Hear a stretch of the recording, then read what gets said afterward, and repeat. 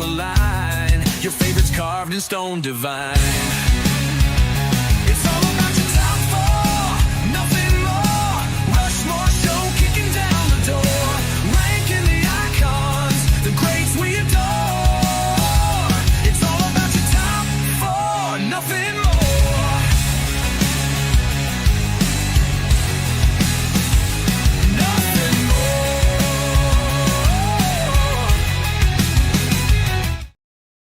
This is the Rushmore Show, where it's all about your top four and nothing more. Andy, welcome to the show. It's Thursday. You know what that means. It's time to climb the mountain. And we have a good mountain to climb today. Just want to shout out some people in the chat.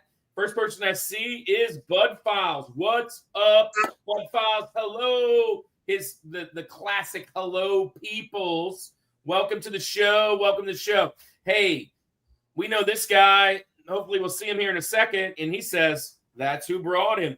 SS Dave in Games. Hey, I'm going to send you a wrench. You're friends with Koi. You're a friend of ours. Wrench means you are a standard moderator, which means you can share your channel in the chat.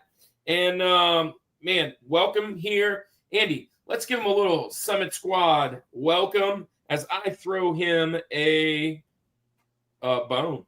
Welcome to the Summit Squad, friends.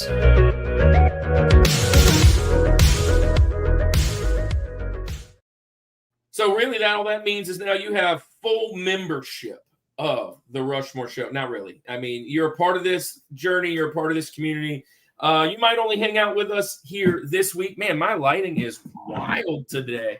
What is going on? Let me back that thing up like juvenile. Looks like he's at a hostage. There it is. Hey, 3 times if you were in back game. that thing up. So look, so welcome to the Summit Squad. And what that means is we're going to climb up the mountain. We're going to do a top 4 with some good friends. We're going to do a top 4 with you guys in the chat. And if you hang around long with us, you can go with us, bang, bang, bang, or you can just throw your whole top 4 and head on out. But make sure you hit the like before you go. If you're lurking, thanks for being here. There's 13 of y'all hanging out. Today we are climbing the mountain and we're doing, it's not Easter yet, but Easter's on its way. It's Mardi Gras right now. So that means once Mardi Gras hits, we got 40 days from that for the real Easter egg hunt. But we're talking about a different Easter egg hunt today. We're talking about Easter eggs in video games. But before we get to those Easter eggs, let's talk about the other egg, Andy. There's a good segue. Football. You know what I'm talking about. Freaking Indiana. How about that? How about Google Indiana? him. Google him. Yeah, Google him. That's what Signetti said. Look, I every time I see the guy, I think of one of 2 things, right? I think of the coach, Rick Moranis in Little Giants, right? Right? I mean, that he looks like that guy. And what was the other one I said? I said, I forgot now. There's another guy. And I was like, oh, yeah, he's definitely this guy and that guy married. But I love Signetti. That's great. That's a great little deal. Google him, right, man? So, but I saw a thing today. I was watching top 10 most unrealistic or the unreal or unexpected championships of all time. And Indiana's is number 3 on a top 10 that they just built.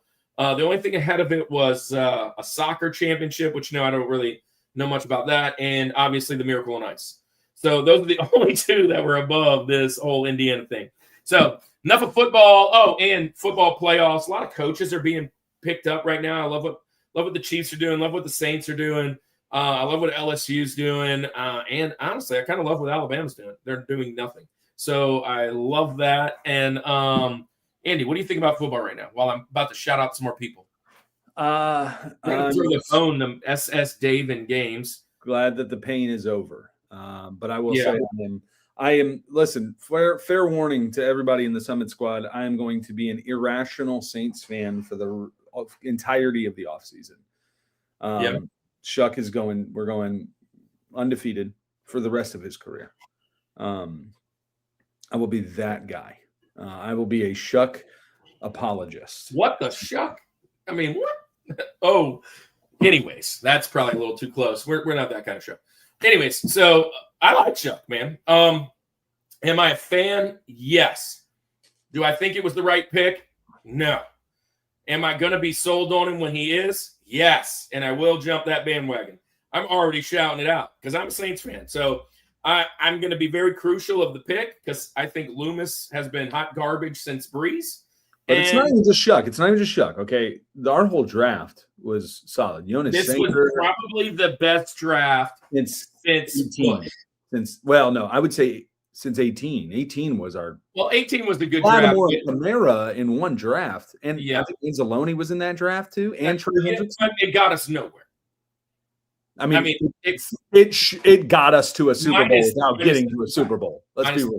Hey, look, we got 16 people in the chat. We can't talk about football. Stop talking about the Saints because we'll lose them. We got to talk about the Saints. They will definitely run off. Shout out SS David Games. I threw you a bone, religious fanboy. I sent you. By the way, Quentin, I sent you your email. Hopefully you got it. Grailbound Game. He was here last week, back in the show. Isaac, no bars, Torado.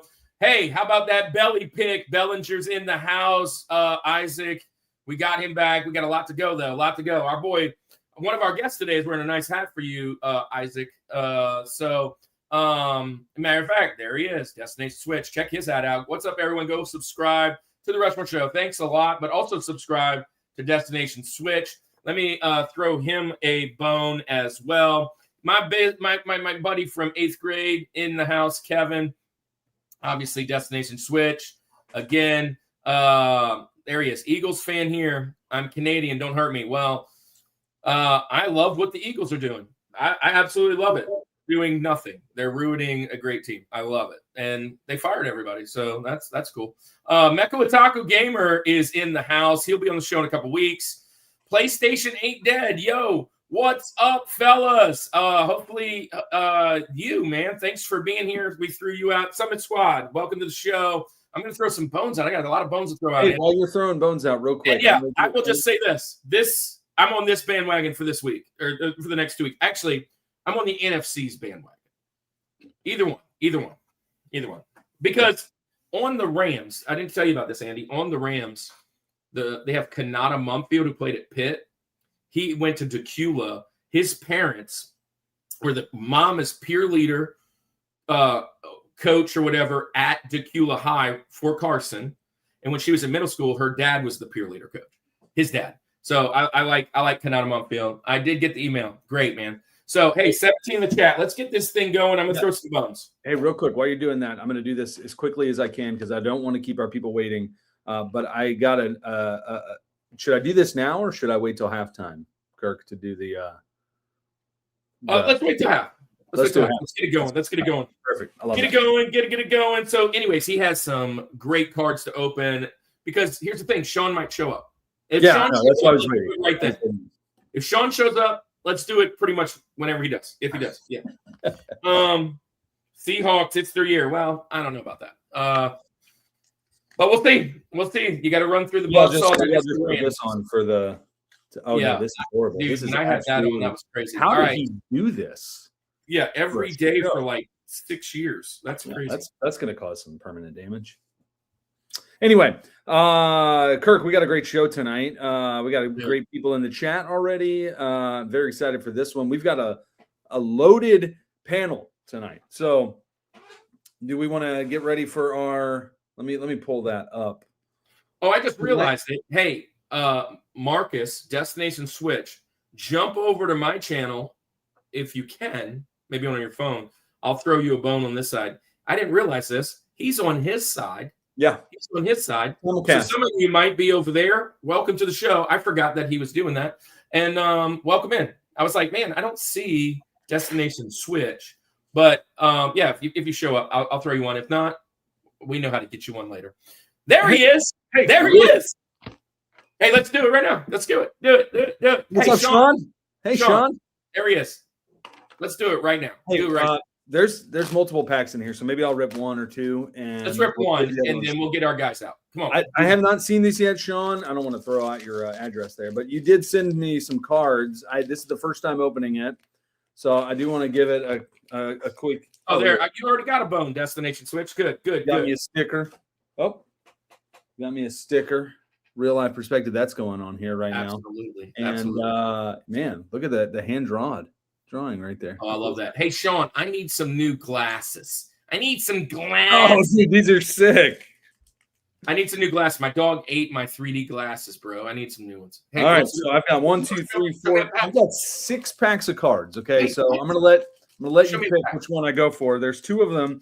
Dude, I forgot you did this show.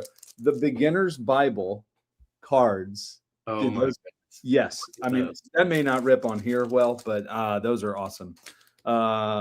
This one looks really cool. Sacred Legacy New Testament core set. Oh man! Oh, so they're all Christian? Are they all Well, Christian? no, they're not. These are the 3 Christian ones here. Okay, Okay, so let's show do those real quick. Are the ones? Are now we going to? Now we're going to. We got Garbage disciples Pail. of Garbage Pail the- Kids Intergalactic. Garbage Oh yeah, Pail. so the complete opposite. We went from Satan. I mean, God to Satan. Okay. Jumanji trading cards. Uh-huh. Who Framed Roger Rabbit with a stick of bubble gum. I want you to chew that on camera tonight. That's not happening. So that's for sure not happening. It's like powdered. Which one All am right, I let's ripping? get this thing going. Let's get this thing going. What'd you say? False. Let's let Sean pick. Sean, if you're still right there, which one am I ripping right now? Thanks for this, by the way. Thank you. It's very thoughtful. Sacred are fancy Bible cards. I'm excited for those ones. But on the channel, do you want me to rip those ones, or you want me to rip one of these 3? Fancy Bible cards. That's exciting. I don't want to keep people waiting too long, so we'll try to do this as quick as we can. Which ones do you think, Kirk? Oh, I'm gonna go with let's go with the big dog, man. Garbage Pail. Garbage Pail. On Stout in the house.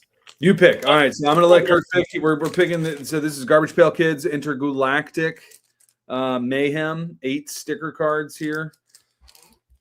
John, I sent you I'm not a professional card ripper because there's hey, like everybody, if you don't know John, he is our cosplay dad. If you ever come into one of the conventions, you need something for cosplay, this is your guy. Just find the big Fallout character, and man, this is our guy. John, thanks for being here. One day we're gonna have John on the show. Here we John, go. Garbage Pail Kids. I got 8 cards real quick. 8 cards real quick. Tanked Tammy. I love it. Let me full screen me real quick so I can show these. What's up, PCG? Love that you were here. Adam Baum. Yeah.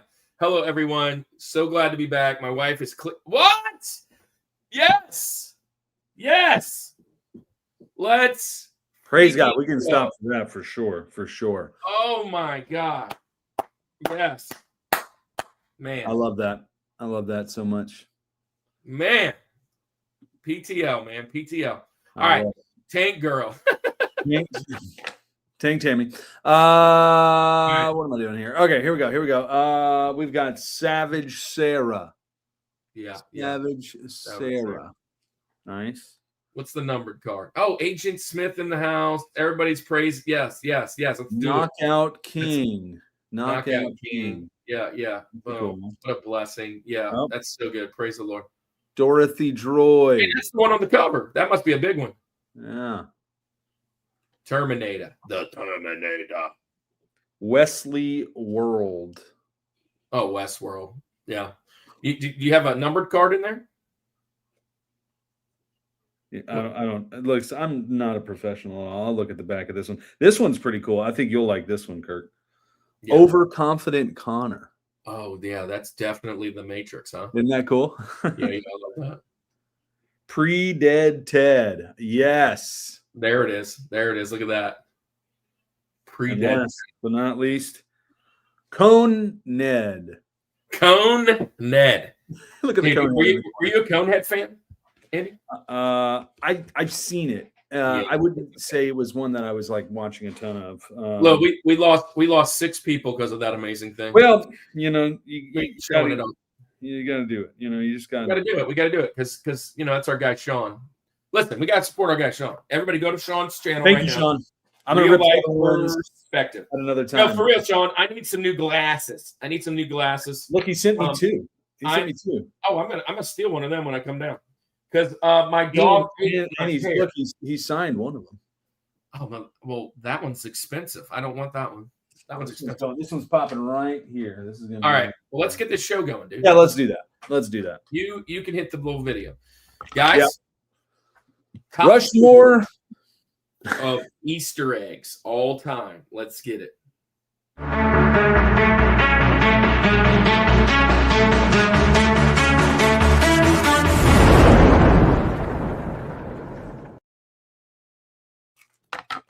Yeah, my dog definitely ate my glasses. That's like the old school homework thing. Hey, but let's get our guests out here because we aren't the one nobody wants to see us, Andy. I just used some bad English and I'm a teacher. I can't do that. So let's get our guests out. First tonight is a guy. He's been in our chat for maybe a year or so. I think we got introduced to him through Fat Boys Gaming.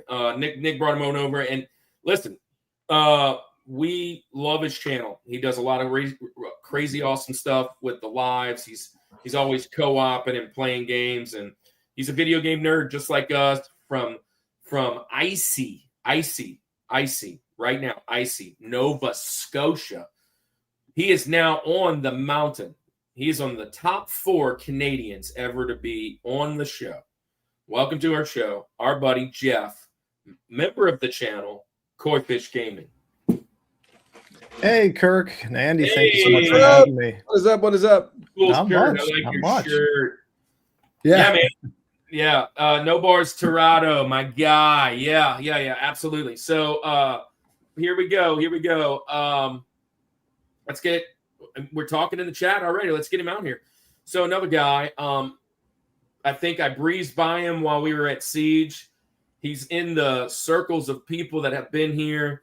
He interviewed Bryce, or Bryce interviewed him a couple months ago, and Bryce sent me a message and said, "Hey, Kirk, man, you guys gotta have video game votery on." So I messaged him, and he was like, "Absolutely, let's do it." And he's like, "But by the way, my channel has changed. I am now Destination Switch, going a little different direction." Welcome to the show, our new buddy, Marcus. Hey, what's up, everybody? What's going on? Thanks for having me on. Yeah, man. Thanks for being here. So we got Jeff, we got Marcus. Now let's get the only guy that has any experience here. He has got tenure. He is the only guy that's been on more than once, and we'll hopefully change that in the future. Welcome to the show, our buddy from the convention scene. I just asked him, I was like, "Man, are you supposed to be at Pelicon this weekend?" By the way, Pelicon this weekend, big convention that, well, it's probably one of our smaller conventions, but big to us in community, has been canceled because of the weather. And I asked him, I said, "Man, are you going?" He's like, "No, I'm going to be in New Orleans at the coronation ball for Endymion." I'm like, "Bro, it's like that." Welcome to the show, our buddy, Yellow Rose Retro Games vendor from the conventions, Chris Reed. Welcome to the show, man. And Thank you for having me on again. And you just gave me status. You just gave me status twice, right? You mentioned the whole being here twice or more than once, and now the crew of Endymion. There you go. Chris, I don't know. Look, hey. So here's the prayer tonight, Andy. You know, we're Christians here, so we can pray. One of the prayers tonight is tomorrow night or this weekend, Chris is putting his name in the hat to be King Endymion. Let's go, Chris. Listen, Chris. I don't know if I can vote. I think it's outside of. I'm outside of city. Yeah. And so we're all for it. For you guys that don't know what the heck Endymion is, it's one of the. Listen, it's not the king. It's not the king of Mardi Gras, but everybody knows it's the best parade in Mardi Gras by far. It's like the Saints, right? Like they may not have finished in first, but we all know they're there. We just know it. All right, well, let's get this show rational. Okay. Yeah, let's get this show on the road. Hey, so everybody right now, PNX in the house. I don't mean to miss anybody while I was announcing. That's Pammy and Javi. If you aren't following Pammy and Javi, you are missing out. If you are over on Marcus's side of the channel, welcome in.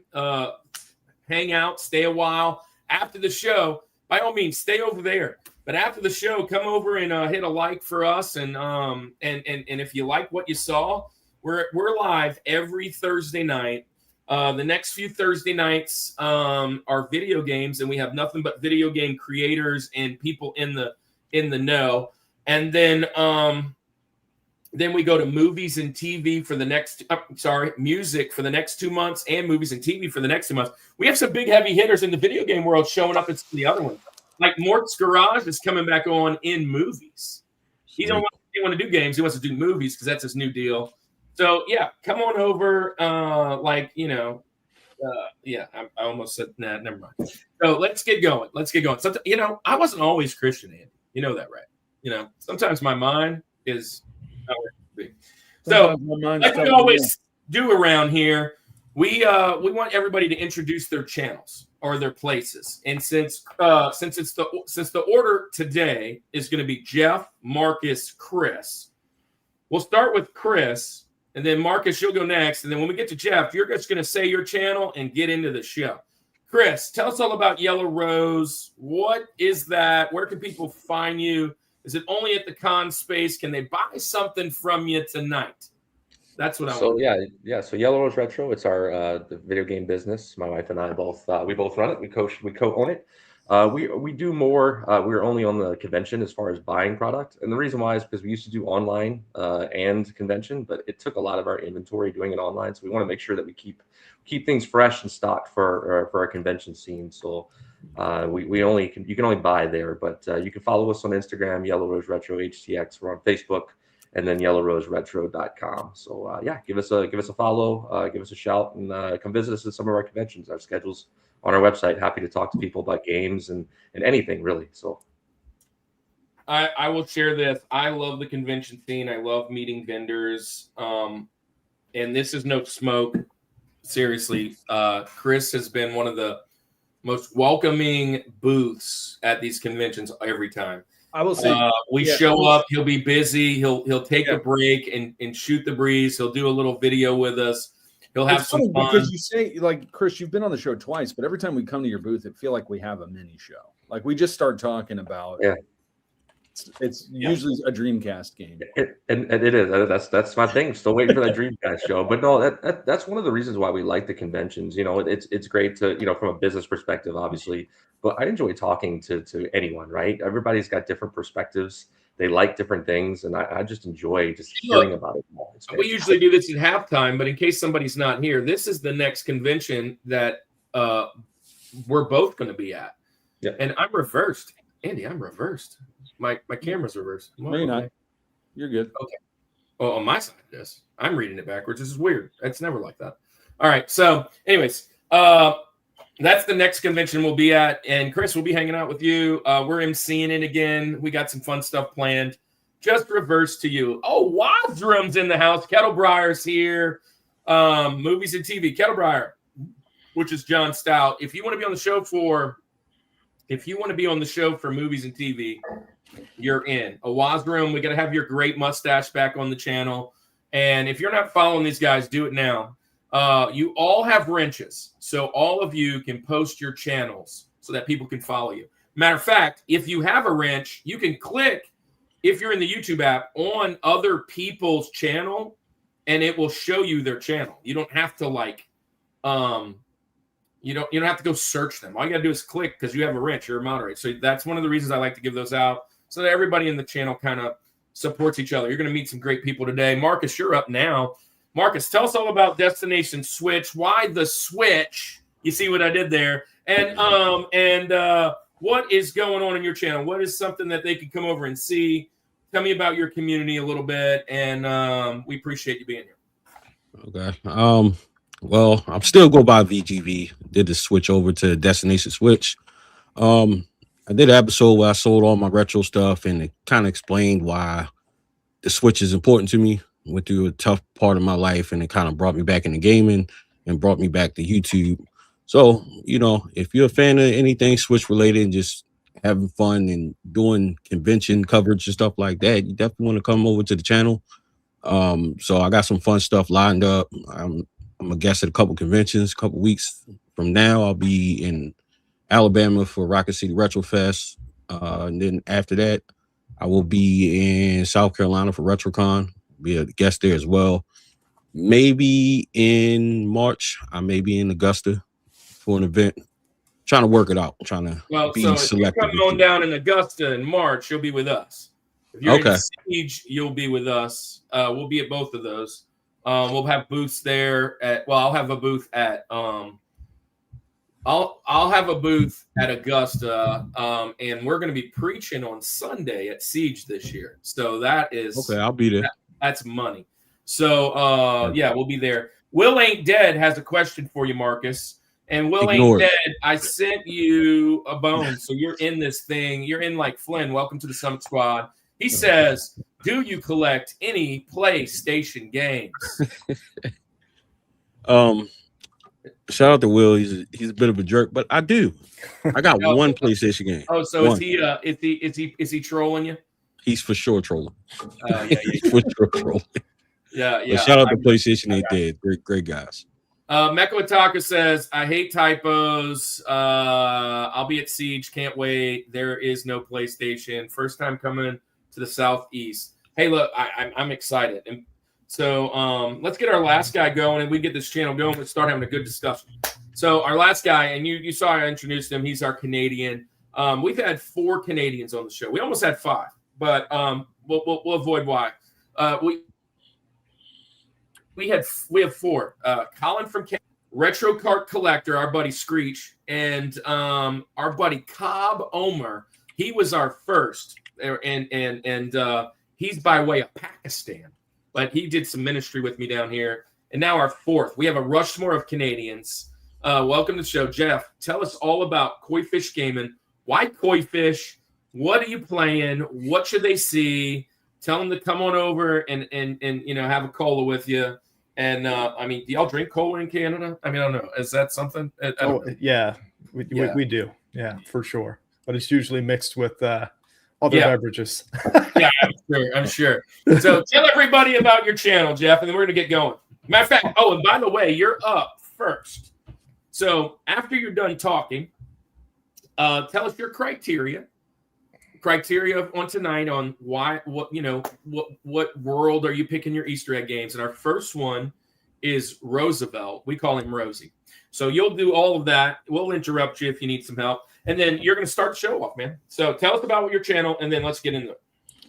Yeah. So first of all, thanks for having me, guys. It's really a pleasure to actually, be with people of like mind. So my channel started as a collaboration between myself and my daughter. She's obsessed with like Minecraft and stuff like that when she was younger. And she's like, I want to start a YouTube channel. Now I'm a technical guy. So I'm like, if I'm starting a YouTube channel, I want to take her through the journey of actually playing retro video games with me, experiencing a little bit of my childhood, and just having that shared experience and building some memories together. Because one of the things that happened to me was I didn't have the ability to look back at my memories of playing retro games because YouTube didn't exist. So what we did is we started a YouTube channel about 5.5 years ago. We've been running it ever since. We played a lot of Cuphead. Cuphead did really well for my channel, blew me up to over 20,000 subs. And it's been a great experience. I love it, and I love meeting and collaborating with people like yourself. I'm on YouTube. You can find my handle. It's at COIFISH Gaming. Pretty easy to find. I do some Twitch streaming as well, but that's kind of limited. I am on Instagram as well, but I don't really use those socials as much as I use YouTube. So I'd like to say thank you very much, and I do have my games picked for tonight. So. All right. Well, look, before you jump in, Jeff, I gotta introduce you and the rest everybody to someone. And the reason I'm introducing you is because of what you said. You said that you started your channel with your daughter. Well, this is my son, Cannon. We started this channel here. If you guys see that, and this is actually Andy's channel. Let me focus that better. There it is. So, this is Andy's channel with his daughters. This is his channel. We started it, and here's the sole reason we started it, Jeff, is to go through this book of retro gaming and play every single game. Excellent. So we bought this right here. And I didn't have all the systems to play it, so I bought that little mod with the RetroPie thing. and it has all these games on it. So we've been playing these games, him for the first time, like a first experience type thing, like you're saying. And it's been a blast. He's only got about 15 channels, almost 200 subscribers now, but yeah, 15 video. Oh, Rob's next guest is in the house. Listen, Rob's next guest channel is like top tier. And he's gonna congratulations to Rob. He just hit a sobriety year, and that is big in my book, man. I will hit 15 years in May. No applause needed, but you hitting the 5-year mark is so special. And Andy, what are you at? Like 10? 10-ish? Yeah, I think it's 10. Yeah. Mm-hmm. It's really good when you forget. That's the best. Alma Dumps is in the house. Welcome back to the channel. All right, guys. So you're up first, Jeff. What's your he said, don't focus on me. Give these folks attention. Our community is the attention, Rob. These guys right here know that. We share it with them. And here we go. Jeff, you are up first. All right. So are you picking these picks tonight? And then what is your number 4 on the mountain? All right. So I got to go to it, and I got to pick it for a very specific reason. My number 4 is Super Punch-Out for the Super Nintendo, and it's probably not for the reason you think. The reason I picked it is because in 2022, there was a 2-player mode that was a debug mode that was found that would have been lost to time, but it was actually found through somebody actually getting into the ROM data and finding out how to do this. So you could play, imagine for a moment, you could play the actual bosses against your friends, and you didn't know it back in the day. So we missed out on that till now, which is kind of crazy. But yeah, Super Punch-Out is my number 4. And that game is fantastic. I saw this online years ago, and not years ago, but I saw when this kind of happened, like on Twitter or something, now X, and I forgot all about this. I love that game. It's why, if Kevin's still here, it's widely known that I had a kind of a download system when we were in high school, and you could download like Super Nintendo games to floppy disks, and I bought it from Kevin. That's why, and he was in the chat just a minute ago, and this was one of the first games that I rented and downloaded onto a disc. I remember playing it at my buddy's house. I love this game. That's a great pick. I wish I could be like the guy in the overalls or the guy with the hair and just whack him around a little bit. So that's fun, man. We're going to probably talk about it quite a bit tonight. Not just with this game, but it's interesting how a lot of these weren't discovered until like 30 years later. Like, how is this not a thing that was? And I get that there's secrets and like achievable things or whatever, but there's so many games out there that it was like, 30 years after it was created, somebody accidentally found out you can do this. And like the people never said anything. Like, right? It's never been mentioned. There's secrets forever. Go that long with that. But this is a good one. There's another really big one that pulls up on a lot of lists for that game specifically. So interesting that we went there, but we may hear that other one later. But that's a great one. Guys below, are you guys Super Nintendo guys? You guys love this game? Did you ever try this? Marcus, Chris?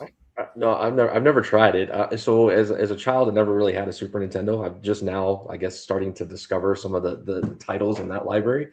I was more of a regular Mike Tyson's Punch-Out, so I didn't really have much experience with that, and obviously did not even know about this Easter egg, as I did know about a lot of them as I was preparing for this. But I'll get to that when it's my turn. Yeah. So now that you're in the is it just a button thing that you have to do to get in there, like up, down, left, right, left, that kind of thing, or like how does you get into the debug? Do you have to like actually go in and do some work? Jeff, do you know? You have to use 2 controllers. That's what's the even crazier part. You have to use controller 1 and controller 2. I knew this was going to get asked. So how to unlock 2-player mode is on the main title screen, hold down Y and R buttons on player 2 controller, and then press start on the player 1 controller while you're doing it. Wow. Like how would you guess this, right? Yeah, right. And then to start a two-player fight. I feel like we should all be like putting all our games in and just doing different weird combinations to see what happens. Well, how much has been lost to time? Because I mean, how many developers shut down and probably had Easter eggs in their games, right? That fascinates me. Well, so we'll mention this a little bit. Easter eggs, like what is an Easter egg, right? And so Andy was like messing me. He's like, dude, it's kind of hard because we did cheats, we did tricks, passwords, and all that. What actually differentiates that from this? And a lot of this is like developer stuff. This is like stuff they put in either as like kind of like, you see me in here, like here's my name, or here's something etched in the background that you don't really see, or like these debug codes, things that they put in to test the game and challenge the game, but it was never a part of the game to beat the game. And so there's all these different eggs that, and they call them Easter eggs, just like a hunt, right? You're kind of out and about, and you're just like supposed to kind of fall into them, right? And you're like, man, how'd this happen? But this is a cool one. This is a really cool one. Marcus, have you ever done this? No, I haven't. It's funny that he mentioned that because I was trying to play Punch Out on the Nintendo Switch Online, and I realized I was trying to play with my lady friend. And I realized like it's like single player, so I actually want to try that on the Nintendo Switch Online, and if it works, I'm definitely shouting you out for sure. There you go. I wonder if they kept it on the like sometimes when they port it later, they kind of remove some of those things. Right. I'm interested if that happens. If that is, you need to shoot us a message because I mean, sure, that's fun. So Easter eggs are pretty niche. Yeah, they are niche. Mortal Kombat's got to be on the list. Mortal Kombat's got many. People are still finding Easter eggs in Red Dead 2. Yep, they have many too. Yeah, so good pick. I like your start. I'm anxious to see where you're going because that's a big one. All right, Mark, you're up. What's your kind of like criteria? You're a Switch guy, so maybe a lot of Switch, but like what's your niche? And then let's jump into what your number 4 is. Okay. I didn't really have a criteria. I just tried to pick a couple that kind of stood out to me. And with me being a Nintendo guy, a lot of it's going to be Nintendo for sure. The first one I got number 4. Out the way. Do you just not like PlayStation? Is that it? Is that what we're doing? No, I like PlayStation. I just focus on Nintendo, and I was just wondering where the comment came from. I want to be in the know a little bit. I want to be in the know. They're picking on me. Shout out to PlayStation Ain't Dead podcast and Bo is Furious. He's Bo is Furious is another one of those guys. That's Sean from PlayStation Ain't Dead and Will. Oh, I know that channel. That's a cool channel. I'll actually be on their show Saturday night. Dude, that's a cool channel. That's a cool channel. Yeah, so shout out to them. I've been following them. Who was on their show that when I first started? Somebody that was on our show went over there, and they just like you. And I was like, oh, look, and they're over there, and that's kind of how I found them. Marcus is a PlayStation god. Well, yeah. Now it makes more sense that they're the PlayStation channel. I got it. All right. Well, Bo is Furious. I'm gonna send you a wrench too. Thanks for being here. We and if guys, the PlayStation podcast, you ever guys want to be on the show, let us know. We'd love to have you. So, who's next? Great. No, Marcus, you're up. Finish talking. So number 4 for me is going to be the Super Mario characters appearing in Ocarina of Time. Nice. Yeah, I just always thought that was, well, just Easter eggs in general, pretty cool. But I'm a big Mario fan, so to kind of see that happen in Zelda, I always think it's cool to see those little crossovers and Easter eggs happen. So that's why I got it at number 4. I just think it's pretty cool.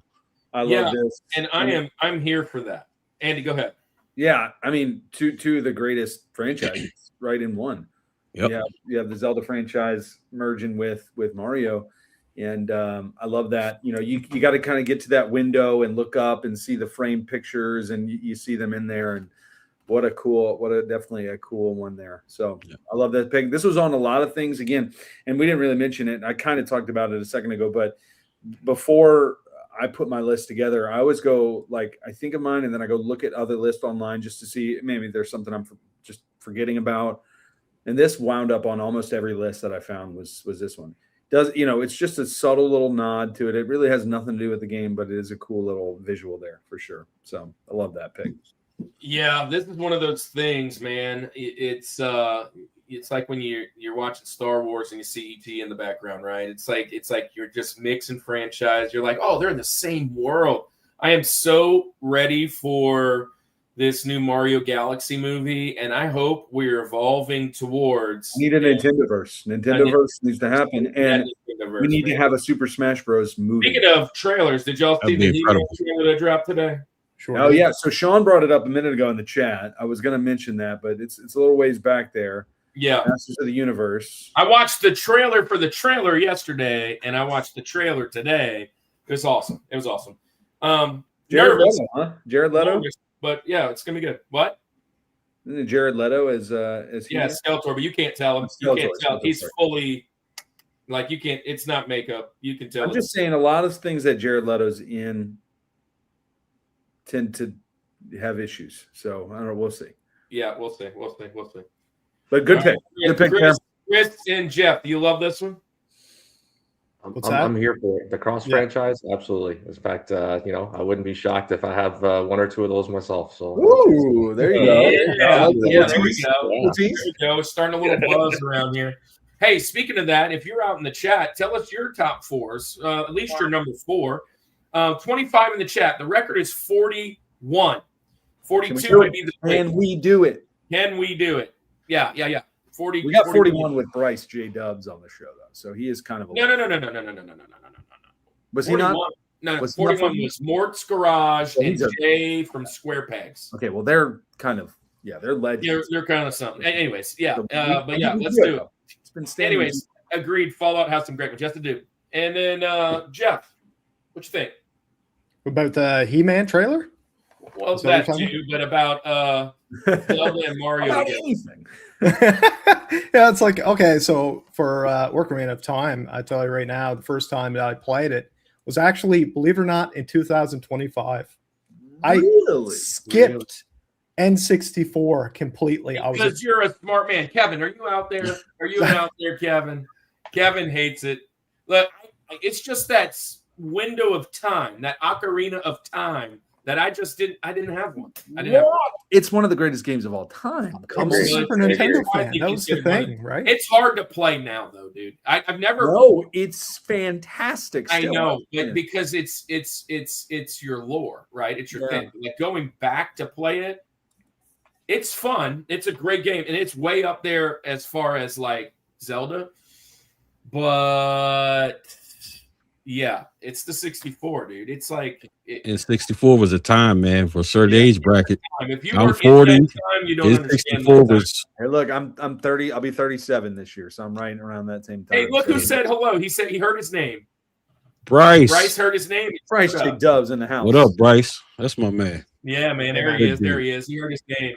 So just say my name and he will appear. That is Bryce JW. I got to get one word in. There was a reason, though, that I didn't do the N64. I want to hear that. Yes. Okay. So I was a PC gamer at the time as well, using Voodoo 3s and stuff like that. The graphics on PC were even better than the N64 at the time. And I had a Super Nintendo that I loved, and I had a Sega CD. Shocking. So I skipped. Something had better graphics than the 64. N64 because I had fancy gear. That's why. How do you feel about the 64 now, though? I love the 64. I think it's just such an important piece of technology. And going back to actually play Ocarina of Time live, I live streamed the whole thing, and it was all a first-time experience. I'm a Souls guy. I love Dark Souls and Elden Ring and stuff. And seeing where all those targeting systems came from was fascinating. Yeah, I loved it. So yeah, I am a big N64 fan. I've got an analog 3D up there now. And I've got my old N64 with the expansion pack too. I love it. The N64's got some. That was one of the first video game shows we ever did, Andy. Right? And I actually redid my list because we did your list. Yep, 28. Look at that. And so thank you guys for all being here. Make sure you hit the like and share your stuff in the comments. Share your channel. Share everything. All right, Chris, you're up. All right, we're gonna go with the criteria to start. So this is my second time, so this might be my last time after I share these secrets here. But I have 2 really bad habits when it comes to being a gamer. First one, I have a bad habit of not finishing a lot of games. I'll start them, and then life happens, and then I forget about them. And then the second one, the ones that I do finish, I'm kind of a main quest kind of grinder. I don't really venture off and do a lot of side quests. I'm like, get into the story, get to the finish. So with that, this was a very hard topic for me, to find some of those Easter eggs, because I feel you got to do the exploration or accidentally find something by hitting some buttons. Chris, have you met my buddy Andy? So you share that secret, so it was tough. But for my first one here, or for my fourth one, I guess we're gonna forget everything I just said, because this is one of the few games that I actually do finish for franchises, and we're gonna go with Final Fantasy 1, because I'm a Final Fantasy fan. And then we're gonna go back to the whole cross franchises here, because they do pay a little small homage to Zelda, where there's a few tombstones in one of the areas here, and one of them says, "Here lies Link." So it was kind of an homage to the Legend of Zelda. So I had to go with that one. This is so good, and it was probably my first Benjamin coming out. Chris, I forgot you were a fantasy guy, and I was just like, nobody's gonna say this one. But anyways, this is awesome. This is so cool. I remember. Yeah, Final Fantasy gear. There's my Wonder Swan right there. Final Fantasy 1 right there. Yeah, wow. Man, that's beautiful. So cool. But wow. Love that. yeah, man. This was on my honorable mentions today, and Final Fantasy is my favorite franchise of all time. Not too far ahead of Zelda. Zelda's number 2, but yeah, they put those two together, and that's awesome. And it was just kind of a little nod. And if you know anything about Final Fantasy, most of the games don't talk through each other. Like, it's not like an ongoing.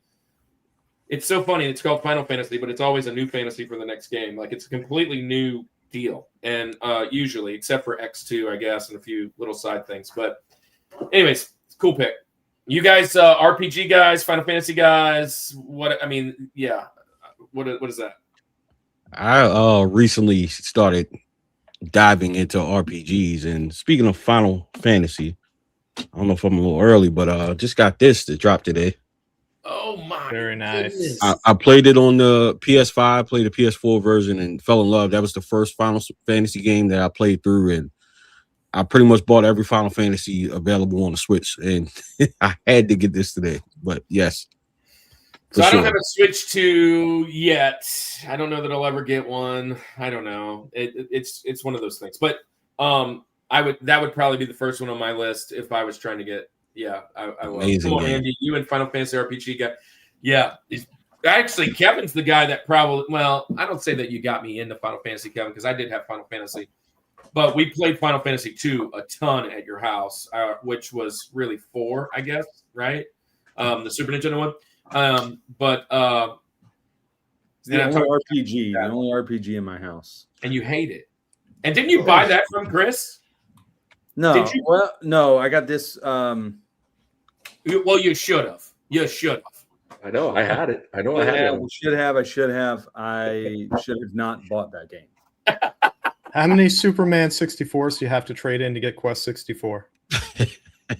64. Every one of them. 64. I would rather play Superman 64 than an RPG. Oh, that hurts. I know. I listen. I'm just doubling down on my stuff. Just haven't found the right one, man. That's all. That's right. Well, yeah, Pokemon. Maybe.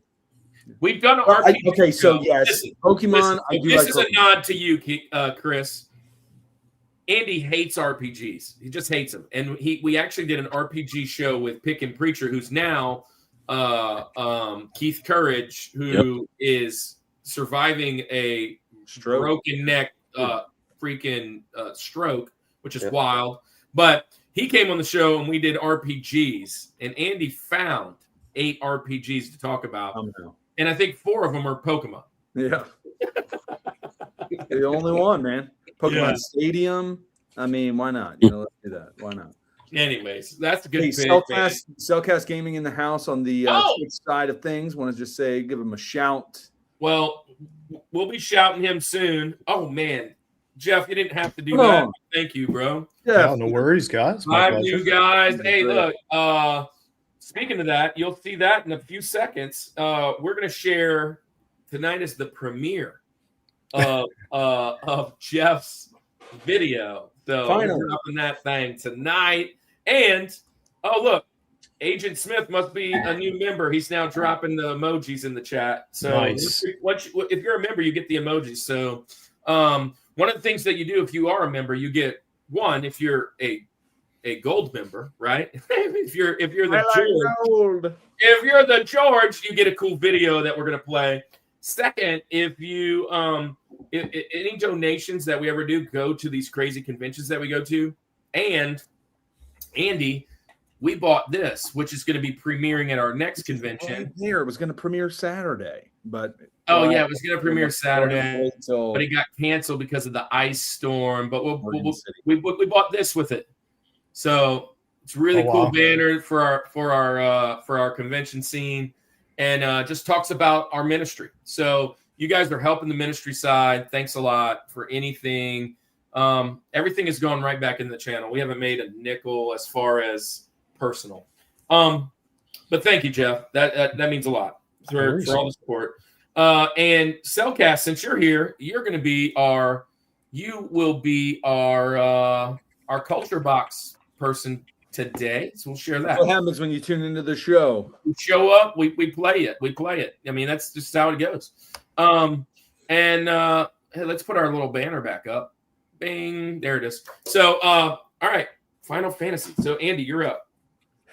I'm sure you've got a Final Fantasy thing in there. That was the Final Fantasy. The Final Fantasy. All right. Anyway, so for mine, I did mention, or Kirk, you mentioned, and I reached out to you this week that I was, as of yesterday, I was at 0 on my list. And part of it was I was overthinking. Like, hey, Mecha Otaku Gamer. Look at that. Mecha Otaku. We'll do a video for you. It's coming. Matter of fact, I'm snowed in this weekend, Andy. I'm going to catch up on some videos. I did our video for Darth Vader. It's premiering probably this weekend. Nice. Well, look, so I was struggling. I was overthinking what is an Easter egg. What's it? We did cheat codes before. We did, all that kind of stuff. So as I kind of got into it, I part of it too is that it's like I want it to be in a game that I've played, that I've experienced this Easter egg, right? So not just one that I found online. That's cool. But hey, thanks for the kiss love. How about that back there? That's hand painted at our convention. Yeah. We have a buddy. He signed it for me too. It's somewhere down there. Anyway, let me get into my list. These were games that I really enjoyed. And funny enough, my first one's not even technically a video game. Like it's video game, but it's not a specific video game, if that makes sense. I'm going to go. I have a feeling, video game votary, you're going to really like this one, hopefully, as a Nintendo guy. But if you remember, one of the most iconic things about any video game system. Andy, pause. I have no way. I have Gene tattooed on my leg, too. Yes, you do. Yours is quite unique, though, Andy. Mine is Gene Simmons face paint on Buddha. College was crazy. I'll throw that out there. College was crazy. But anyway, so we'll get back to my thought. One of the best parts. The show, Bo is furious. One of the best parts of the video games are some of the startup sounds. And on the Nintendo GameCube, I like where you're going. There was the iconic. I mean, we all know that one, right? Yeah. But if you don't know, if you held down, I think it was just like the Z button. Whenever you had it in, it would do like a squeaky toy and then a dog bark. But then I found, and I didn't know this one until like as I'm doing my research.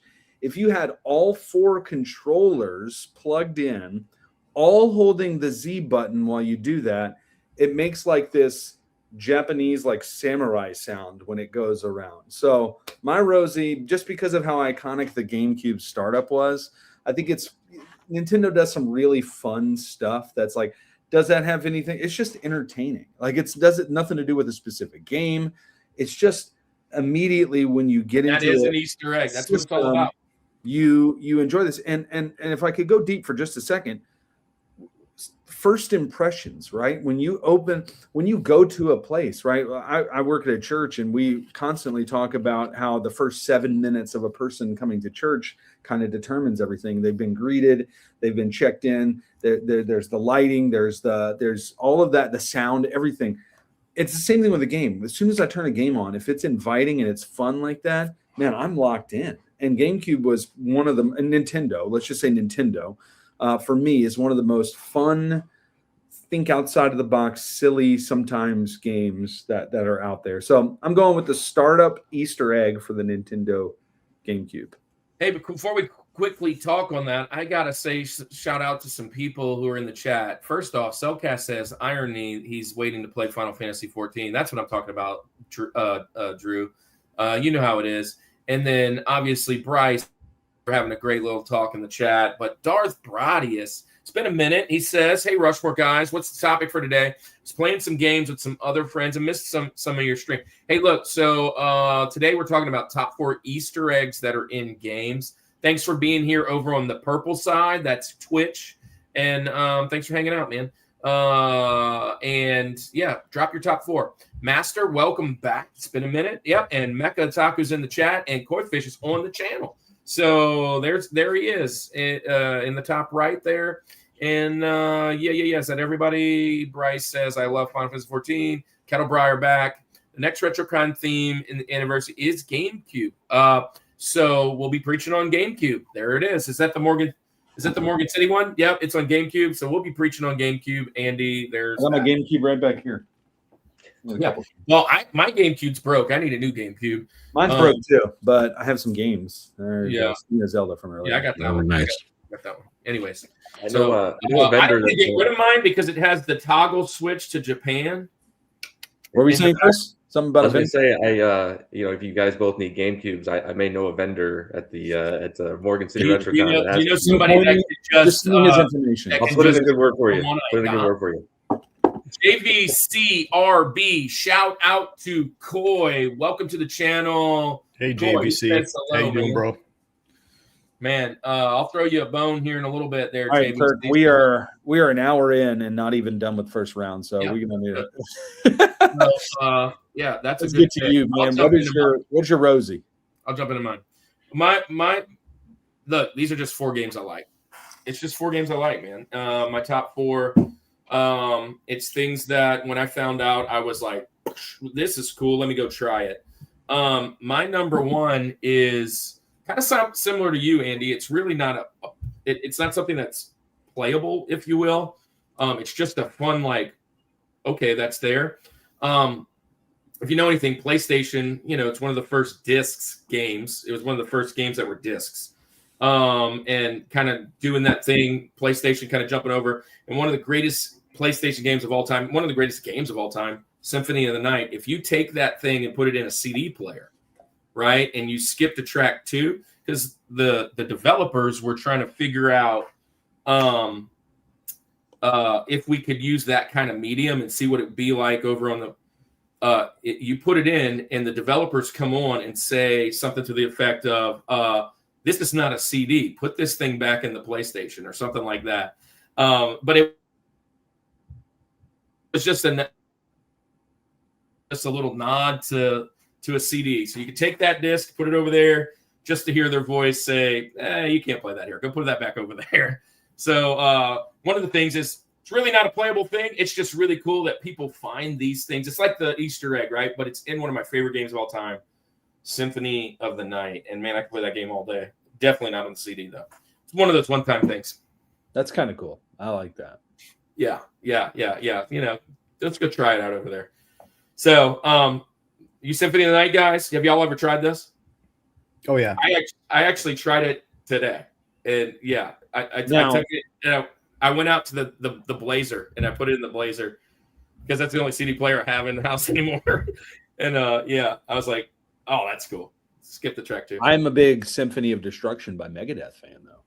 Oh, that's cool. That's cool. That's a good one. All right. Well, that's a cool pick. That's a cool pick. It's very niche and interesting. Very niche. Very niche. But you brought up something interesting though. I used to do that as well. I would take games, even PC games, and I'd pop them in a CD player to see if I could get that CD audio and all the Speaking of Easter eggs, I mean, sometimes you just had these bonus tracks that were on CDs that you would never know, right? Yes. It's kind of a segue, but that happened all the time. So anytime I would get optical media, I'm like, well, it's almost like, is it going to blend? But no, it's more like, it doesn't have something on there. What's Bo the ghost that's never on knew there? it. Master says press the start button on the N64 for the memory saves. And Mecha Taku, I really want Symphony of the Night. Dude, I got my copy. The case is falling apart, but yeah, it was my jam. I love that game. All right, let's start over. Now we don't need to do criteria. We can really just jump in and keep going. And we probably do need to catch up a little bit. Usually we're about this spot after this round. So we're a little behind. But let's do it. So, Jeff, you're first. What's your number 2, TJ Jazzy Jeff? Is it a number 2 or a number 3? Are we going second pick today? Well, it's yes. Okay. It's the 3 because we're counting. Yeah. But Okay. The second one you're picking today. I'm ready to go. Let's do it. What's TJ Jazzy Jeff? All right. So my number 3 is actually Cuphead, and the reason it is Cuphead is a couple reasons. Destination Switch was on here. I wanted to make sure I got one Switch game in. And it's also a very retro style game, 1930s animation. But the reason I picked it is because there's a lot of secret phases in this game that you would never discover through normal gameplay. The developers added it as like extra content that you just have to have all the variables correct to make them happen. So for example, the first boss, the root pack, in order to get the radish that's on the last phase, which makes the fight harder, you have to completely not damage the second phase and wait it out until the onion stops crying and goes down through the ground and smiles. So Cuphead has a lot of Easter eggs in it, but the secret phases are incredible, and that's why it's my number 3 pick. Nice. I've never played Cuphead, but I absolutely love the animation. I'll say this: I never have played Cuphead either. I want to get it. I have a Switch. I mean, I've planned on getting it a few different times, but I have watched tons of videos on this game because it's just so amazing with the art. It is. It's like old school, but it's new. It's just, I love it. It's so cool. Dempsey J, welcome to the show. Welcome to Summit Squad. Says Hey, Cuphead, that brings back some memories. Yeah. Welcome to the show, man. And I don't know who brought you here, but we appreciate you being here. 31 in the chat. Let's go. We're getting there, people. Cuphead's brutal. 10 more, we break a record. 10 more, we break a record. Yeah, Dempsey's one of my guys. So Dempsey's one of your guys. So welcome in. I'll throw a bone to Dempsey. What do you guys think about Cuphead? Do you guys play Cuphead, Chris? Marcus? Yes. I've never played it, watched videos, but I have to say, I guess as far as the Easter eggs go, I would have been eliminated because, as Jeff said, would never discover during normal gameplay. And since I've already admitted that is my style, I don't know if I would ever discover some of this stuff. But I do want to play the game. I do. I have not. How did people figure that out?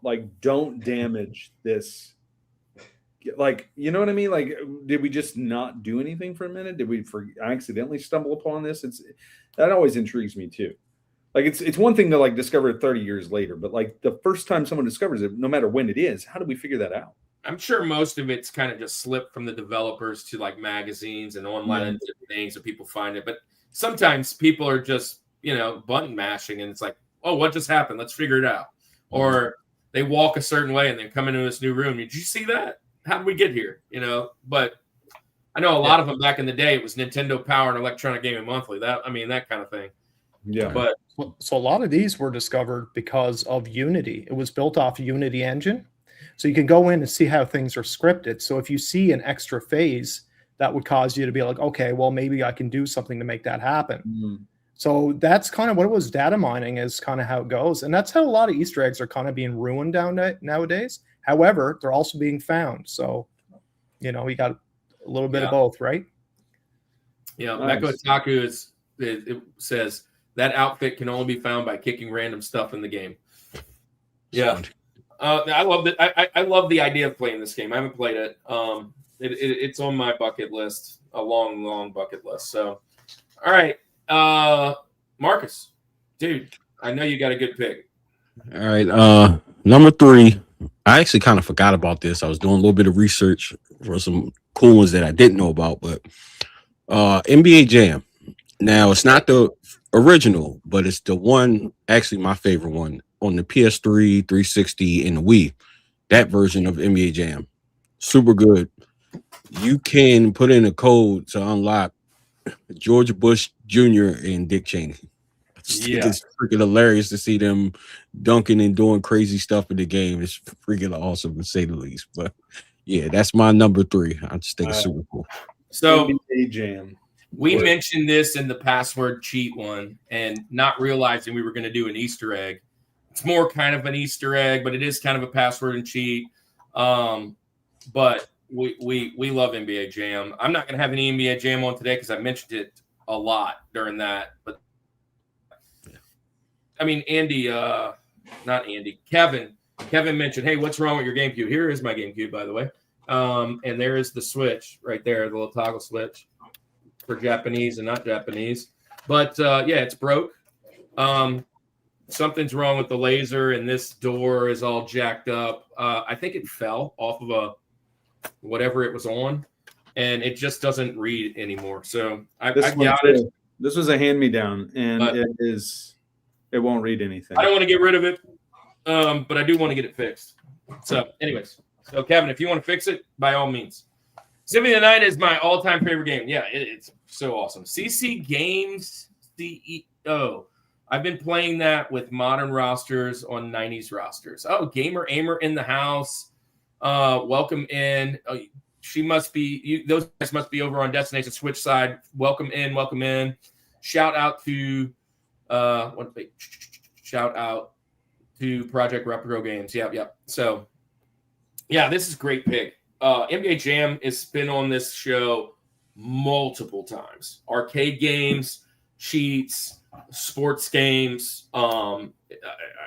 We got Super Nintendo coming up in a few weeks. Actually, no, it's not with them. It's with Retro Gaming Pandemic and Double Mint Games. They're doing Super Nintendo games. We're talking Super Nintendo, so I probably will mention some NBA Jam there too.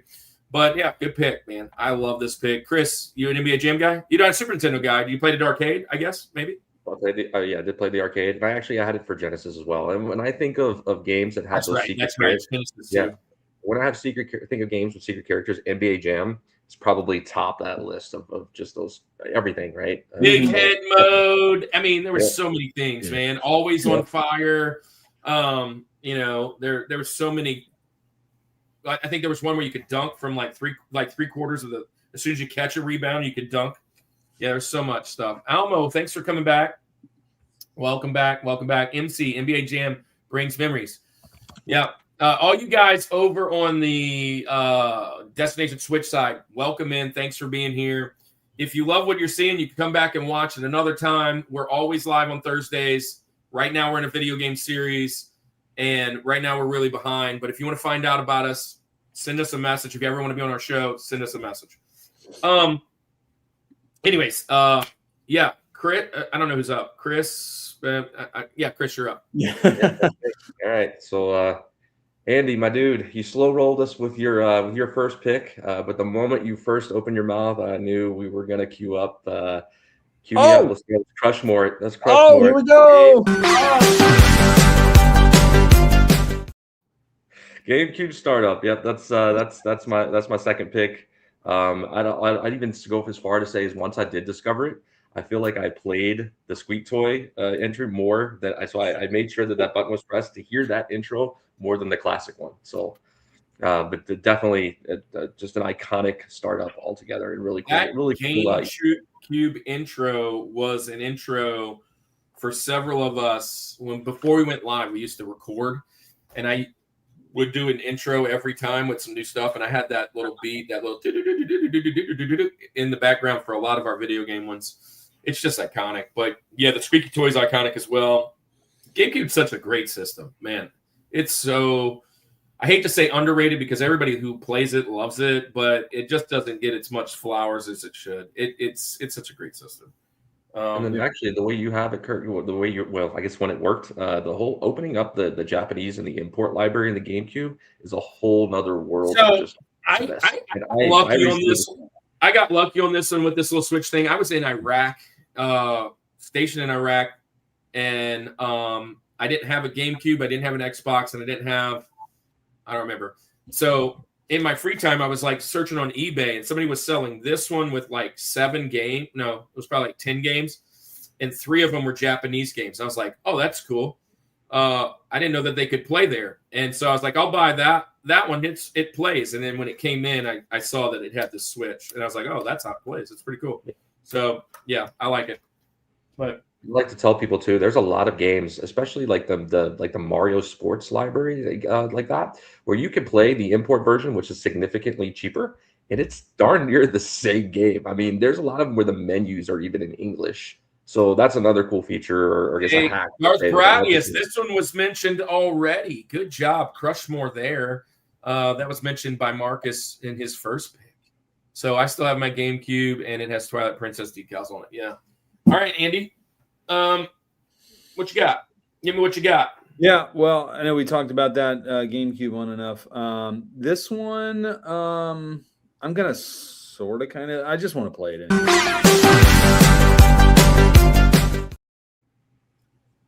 Marcus, I'm going NBA Jam. I know you said George Bush and Dick Cheney, but I'm thinking Bill Clinton, Monica, or not Monica Lewinsky. That'd be whoa. Yeah. Anyway, she would. That would be fun. But NBA Jam, the unlockable characters. I mean, what an iconic thing to do. I know, like, do we call it a cheat code? Whatever. I don't even care. This was an Easter egg to me. What a random. Just let's put Bill Clinton in this one. I also heard that, and it's not. I think it was on like the tournament edition, so I'm not sure on this one if you can actually do it, but I just showed my NBA Jam anyway. But there was one where I saw you can unlock Fresh Prince too, which is kind of cool. And as a TJ Jazzy Jeff, Monica is always on my mind. Always on my mind. Yeah. What team would she be on? Anyway, we're not going to go into that realm of things. Andy, I have a joke. All about fixing. Yeah, I know. I need to get that to you, Kevin. I need to get it to you. I'm going to go NBA Jam. I'll bring mine in town for the RetroCon.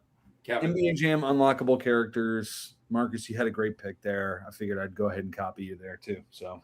Yeah. That is an awesome pick. I'm again just throwing it out there. We already talked about this, and then we could catch up. We're actually catching up, Andy, because we don't need to talk about it again, but I didn't put it on here only because I've already mentioned it in a different type, same thing, but it is definitely one of my favorites. My next one up out of the bat, and let's see, make sure I have the right order before I drop this, because I want to, So my next one is, actually, somebody mentioned it in the chat earlier, but you got to have a Mortal Kombat one, and absolutely you do. The first time I heard, I'm playing the game, and you do the certain punch combo, the guy pops out and goes, "Toasty!" I lost it. Everybody was looking around like, what the heck? What are we doing? What is that?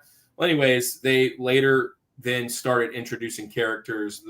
Namely Smoke was kind of introduced from the Toasty, right? And it was supposed to be just a funny thing that the developers were going to put in, and then you put the right button combination in, boom, there's Smoke, which then led to a plethora, which is a cool word, plethora of a whole bunch of other secret unlockable characters throughout the franchise. But namely in the first 1, 2, 3, it was Smoke and Reptile, Noob Saibot, which is Boone Tobias backwards, which is the developers, and one of my favorites was the Ermac, right? And so all of these guys were built in, and just Ermac was Andy. I don't know if you remember this. It was ERMAC, Yep. and there was a frozen screen for error machine, and they were like, "Is that a playable character?" And he was like, "Red," and they ended up putting him in the game. So they like not only like went hard on like these Easter eggs, these fun things to unlock, and all these unlockable things, but they listened to the fans who were like, we need to have that guy in the game, right? And they ended up putting Ermac in, right? Which is one of the Red Ninjas. But I'm going with and what was his name? His name was Jeff. Was it Jeff? Gosh. No, that was Dan Forden. Yeah, Dan Forden. So Dan Forden coming out. So that's going to be my pick. Mortal Kombat. Just classic, fighting beginning. Just love that game, man. So yeah. You guys Mortal Kombat fans? Oh yeah. Love Absolutely. it. Yeah. And it's just random. I mean, I guess there's a specific, like, you got to do like an uppercut or something, or just right. So you had to do a couple different like punch combo things. And in the beginning, it was all like accident. People were just kind of like fighting and whatever, and it popped out. And then they were like, what the heck? And so they went and figured it out. I can't remember exactly. It's probably right here. But so the high-pitched toasty comes out when it doesn't say, but when it does pop out, you have to press down and start quickly. And that's how it starts the smoke thing. But anyways, just good. Cool. I had to shout that one out. Switch addiction. I'm assuming I see that right there. Little you're over there on Destination Switch. Welcome to the show, man. Welcome to the show. All you guys over there, you're welcome to Summit Squad. Be sure you're sharing your top 4 as we go. We're just sharing 4 of your favorite Easter eggs. So Andy, I think we're a little behind. Maybe about We're not too bad now. We've caught 10. We caught up. So but it's now halftime. I'm gonna rip another pack at halftime too. Okay, it's halftime. So let's get some videos set up. We're gonna debut our favorite guest that has dropping memberships. One of our top 4 Canadian friends. Top 4. Thanks, guys. Canadian. He always going to be the top 4 Canadian. Anyways, so we'll drop that video, and we've got we're Cellcast. But before we do that, let's talk about this. This weekend, we were supposed to be at a convention. That convention was canceled, unfortunately. If you were showing up at Peloton, it's been moved to September. Our next convention that we're going at is this one. And let me hit me and get me on the big screen. Is this one. It's Morgan City RetroCon. The standard folks are going to be there. Andy and I will be emceeing on Saturday. Sunday, I'll be preaching. That's February 28th and March 1st. It's celebrating GameCube, so I'll be preaching on the GameCube, something to do with that. Maybe I'll bring my example and how broken things become new. Look, see how things just, you can always preach about something, guys. But we'll preach that Sunday. It's called Reboot, and I just want to tell you guys, Reboot has evolved into just being something amazing. We are pastors, as well as teachers, coaches, dads. And one of our favorite things is go to conventions and not preach at them, but preach with them and be inside. And we have this. And listen, you don't even have to be a Christian to want this, because every creator in this is amazing. They're not preachy. They're not preaching at you. These are a bunch of amazing creators, everything from cosplayers to video game websites to guys that play online, and just a whole bunch of cool streamers and whatever. Some are in movies, some are in anime, some whatever. If you want this, all you got to do is go, oh, I'm backwards to right there. Boom. You go to this right here. That will send you to this, RushmoreReboot.com. If you go there, you go to Rushmore Reboot. If you go to the ministry page, it's free to download. There are 140 Christian creators in this. If you're in the chat and you feel that you are a Christian creator, listen, you are welcome to be in this book. I'll put you in. What we do is we're going to hand this out to anybody at the convention that feels that they're like, hey, I don't think I can be a Christian and love anime or love GameCube. Sometimes it's weird like that. We're going to prove that wrong. Here's the Coalition of Christian Creators. You can have one of these if you see us at the convention. The next thing that I want to show, Andy, I am actually writing a video game devotion. Today is day 29.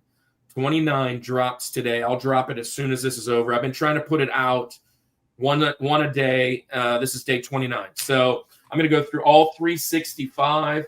Here are some people. These guys right here are all video game devotions that I've gotten. And actually, most of these guys have been on the channel, and I've got a couple others. They're all inspirations, but this is my own little jam, man. I wanted to share that, and that's another thing we'll have at our booths to give away to young kids and whatever that want to love video games, but also want to learn a little bit about Christ. And that's our jam. If you ever have a prayer request, you can always go to our Rushmore reboot and drop a prayer request there. If you're here on a Thursday and you have something going on, you can drop a prayer request.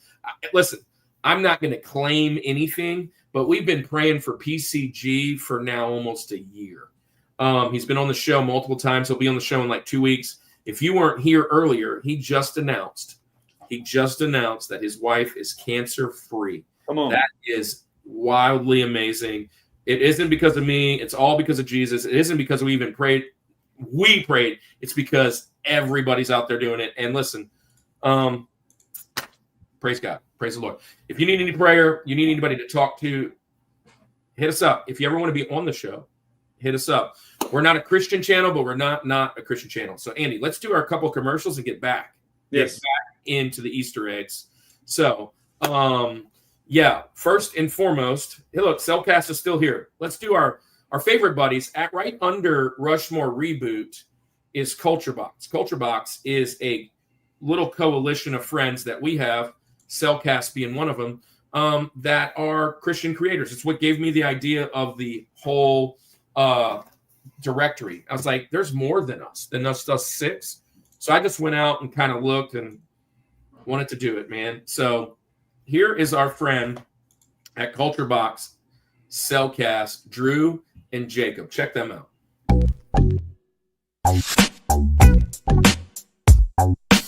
The Cellcast hosts Jacob and Drew review animated movies and TV shows, discussing what they appreciate about the medium in whatever form it takes, whether it's a traditional hand-drawn animated movie, claymation shorts, or a 3D CGI series. Check out some animated reviews when you subscribe to The Cellcast at thecellcast.podbean.com. And don't forget, Cell is spelled with a C and a single L at thecellcast.podbean.com. Let's face it, at-home coffee can be pretty stale. Coffee at home doesn't have to be boring. The Village Coffee is here to deliver the flavor. The Village Coffee roasts coffee every week and sells online. Go to villagebeans.com to order your coffee today and use discount code Rushmore for free shipping. COIFISH Gaming is where retro lives and breathes. Jeff brings you authentic gameplay on original hardware, Atari, NES, Super Nintendo, PS1, and more, all captured in the warm glow of a CRT. From long plays and live streams to game collecting and honest chats about the gaming life, this channel is a nostalgia-packed hangout for old school gamers who just get it. Check him out on YouTube and Instagram today.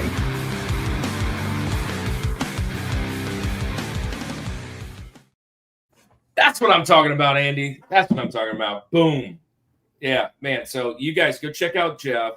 Go check out Drew. Go check out all our guys. Oh, and by the way, the Village Coffee, hit that Rushmore up. It's great coffee. It's not just good coffee. It's great coffee. Great coffee. Everybody goes over to the Village channel and says, we need a Rushmore roast. That's all we need from you today. We need a Rushmore roast. Go find any video. We need a Rushmore roast. It's a great channel. He's a friend of ours. His dad's our lead pastor. So there's that. And so all some great things in the chat. Amen, amen, amen, and all that, and thank you and all that. Let's go. No joke. Let's go. Love the fact that PCG's wife is cancer-free. Can't be any happier than that. And Black Ranger, thanks for being here, dude. Amen is right. And Andy, I think we're pretty much caught up now. I think we're just to get us a little bit further behind. Koi Fish, I want you to pick Roger Rabbit or Jumanji. Which one am I ripping real quick before we get back into this thing? Oh, Roger Rabbit. Roger Rabbit. I'm not eating the gum, okay?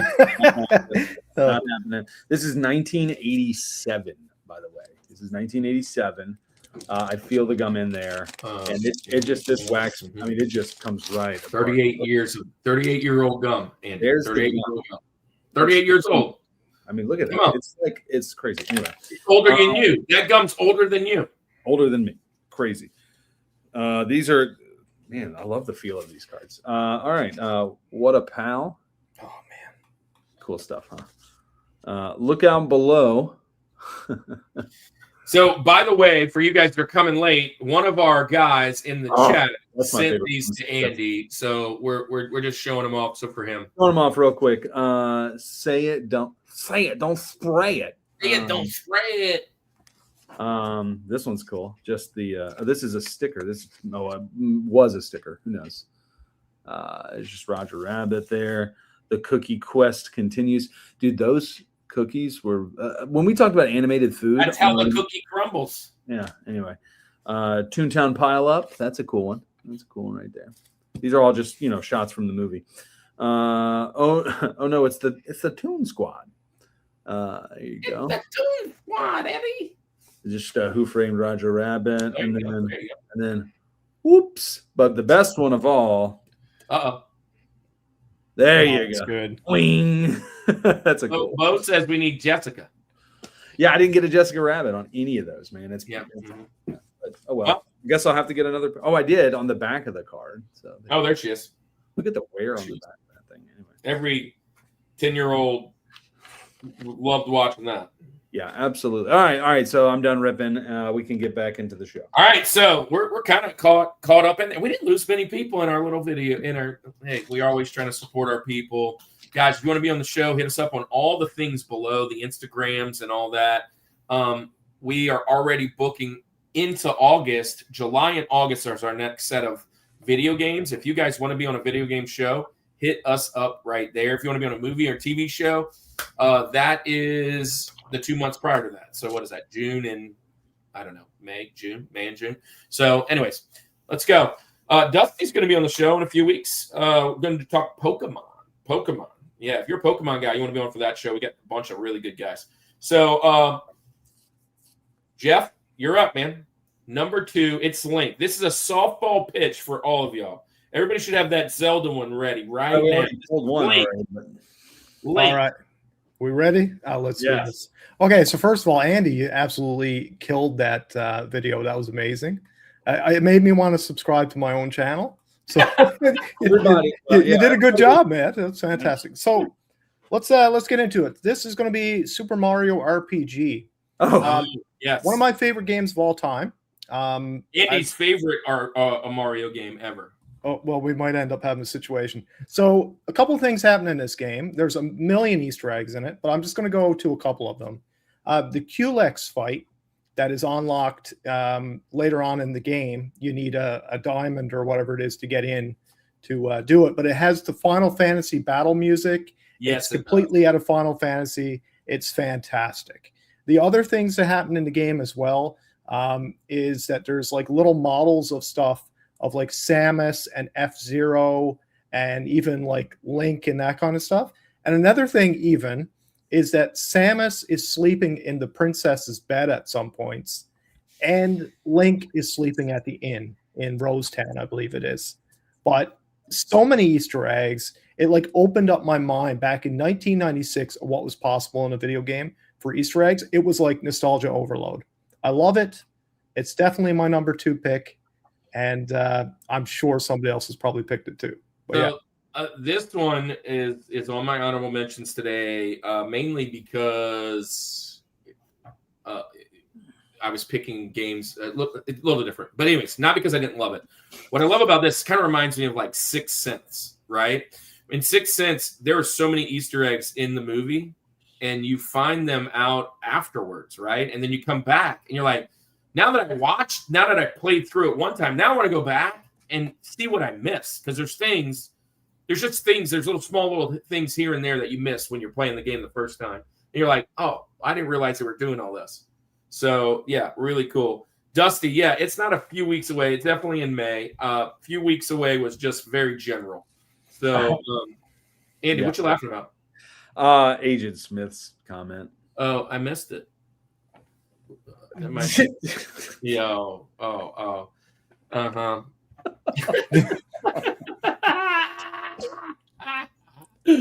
Yeah. I mean, it is what it is, bro. It is what it is. Hey, Nick is also asleep in the inn in Marymore, I believe. He says Cellcast. Yeah, scared you for a second. Yeah, it was just, instead of a few months, I said a few weeks. It's just my brain's not there. But Chris, RPG, you're an RPG guy. Did you like Mario RPG? Absolutely. Mario's world in Final Fantasy gameplay. I mean, what's there not to like for me? I'm all over it. I mean, so what's funny is Final Fantasy has been mentioned twice today, and neither one of them are on my list. And I love Final Fantasy. So, but yeah, great picks, man. Marcus, you weren't a big Final Fantasy guy, so I get you probably didn't recognize on that music. But did you play this game? There's some other stuff that was in there, like the Link and all that you liked? I didn't get all the way through the game. I'm a little bit familiar with it, but it was still a great game. I do have it on the Switch. It's on this gigantic backlog. That's one thing I love about Switch. I love having that system. All these re-releases of games that I didn't get to play, and you get to play it on new hardware, portable. Right, I'm not attached to my TV. I can go and sit in the recliner. I can be on the road when my wife's driving, whatever, and play. I love that.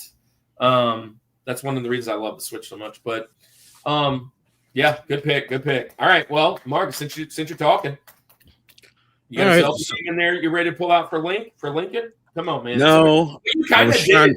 Wait, by the way, Jeff, you kind of did it because there is some crossover, but yeah. All right, so good night, Mecha Otaku Gamer. Thanks, man. Good night, man. We appreciate you. Number 2, I have I'm a big Call of Duty fan. Yeah, sure. So I have to keep PlayStation around for that. So in Black Ops, one of my favorite entries in that series, you can actually like blow up the moon. I think that's like just wildly insane and crazy.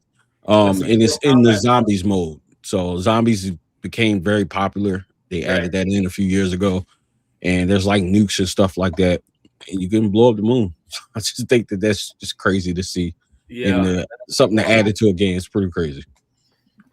So if you've been around our channel for a long time, well, you don't have to be very long. You're just a little bit of time. So some of y'all, I am terrible at first-person shooters. I love Call of Duty for about 10 minutes, and then I realize how terrible I am, and I just like watching other people play. But yeah, so this one isn't on mine today, but I have seen this video in you walk around YouTube and just there stuff like this shows up, and you're like, really, that's cool. But yeah, it made me think of Mortal Kombat when one of those fatalities when the whole world blows up, Cyrax or somebody. Yeah. Yeah. With the bombs. Yeah. Call of Duty guys. Anybody else? I've played it some, but not enough to I didn't know about this one, blowing up the moon. It just made me think of Minions. I know that zombies thing is really big. Yeah. But no, that's pretty cool. That is pretty cool. Yeah, Call of Duty, I love it. I've loved a lot of the games up until I would say Modern Warfare 2, Black Ops 2 is kind of where it stopped for me. But the older games, absolutely loved them. And they were full of little Easter eggs. I believe there's one of them that had like a UFO in it. Like the most random thing ever. I forget which one it was. But yeah, Call of Duty games are great. Cool pick. Bo says Call of Duty all weekend, every weekend. I played Call of Duty with Marcus once. Never again. Lies. I played a couple times and I got pissed because I kept losing. Because of them, not because of me. I am absolutely horrible. Like it's just so like we talk about it every week about first person shooters with Kirk. It's like this. So I'm like, okay, we were starting here. 2 seconds later, I'm doing this. And then somebody gets me. I'm like, bro, I'm not coordinated enough. I'm just not coordinated enough. Yeah, it's just not my. It's not my jam. I've come to grips. I'm never going to be a esports type first person shooter game player. That's not going to be me. Yeah. All right. So where we at? Chris, you up? All right. So this one was more. I remember coming across this for the first time. It was one of those "how did they do that" moments. So I'm gonna go with Metal Gear Solid. When you're playing the Psycho Mantis and he starts reading the memory cards to kind of read your mind, and if you had Konami games saved in there, he just started kind of referencing those. Really cool. I'm not sure if that's necessarily an Easter egg, but just a really cool feature. And again, one of those "how do they do that" moments. So that's mine. Yeah. So I didn't play this or whatever, but I did see that on lists when I was pulling it up, which is pretty cool. That they would just read everything, which I mean, I guess it's all data that's on there, but it is pretty cool to do that. Right. And like I said, doing it for the first time, you're like, wait, what's going on? And then obviously now, I'm getting hacked. That's how they do that. Verified. Yeah. So did you guys do this one? I did. Marcus? Yeah. Tell me about it. Yeah. So who's up? Okay, I'll go. So anyways, PlayStation 1, and when I played Metal Gear Solid first time, I had the same thing happen. It's like, oh, you play Castlevania or something like that, and it's like a Mantis fight. I was just blown away. I'm like, how am I going to beat this guy? Right. And we were stuck for, honestly, the entire night until eventually we realized that the controller trick is what you got to do. Yeah, you have to be in with the controller trick. Yeah, and I was just like, that is so mind-blowing. I've never played a game that actually broke the fourth wall in such a way. So this is like, to me, well, let me just do this.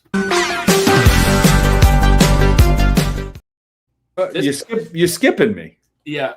I got to just do it. It's okay. Jump. That's fine. I know you're not going to say it.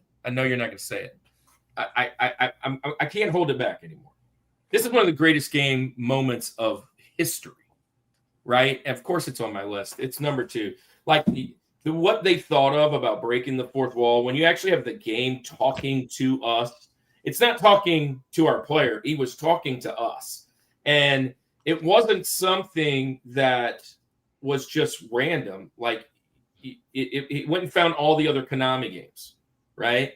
And so any other Konami game you had on there. And then if you didn't have Konami games, it said other things. And then you're like, what is happening? Like, how do you know that? And then you realize, oh, wait, it's my memory card and how it's placed and all that. And then, like Jeff said, you have to actually do a combination. You have to do some stuff on the second controller to make the actual fight finish.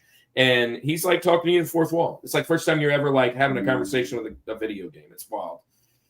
Yeah, I had to skip you, Andy. I wasn't going to, but like I don't feel like waiting for 10 more minutes to say it again. This is also my number 2. Andy, you're up, buddy. Yeah. Well, that was rude, but it's okay because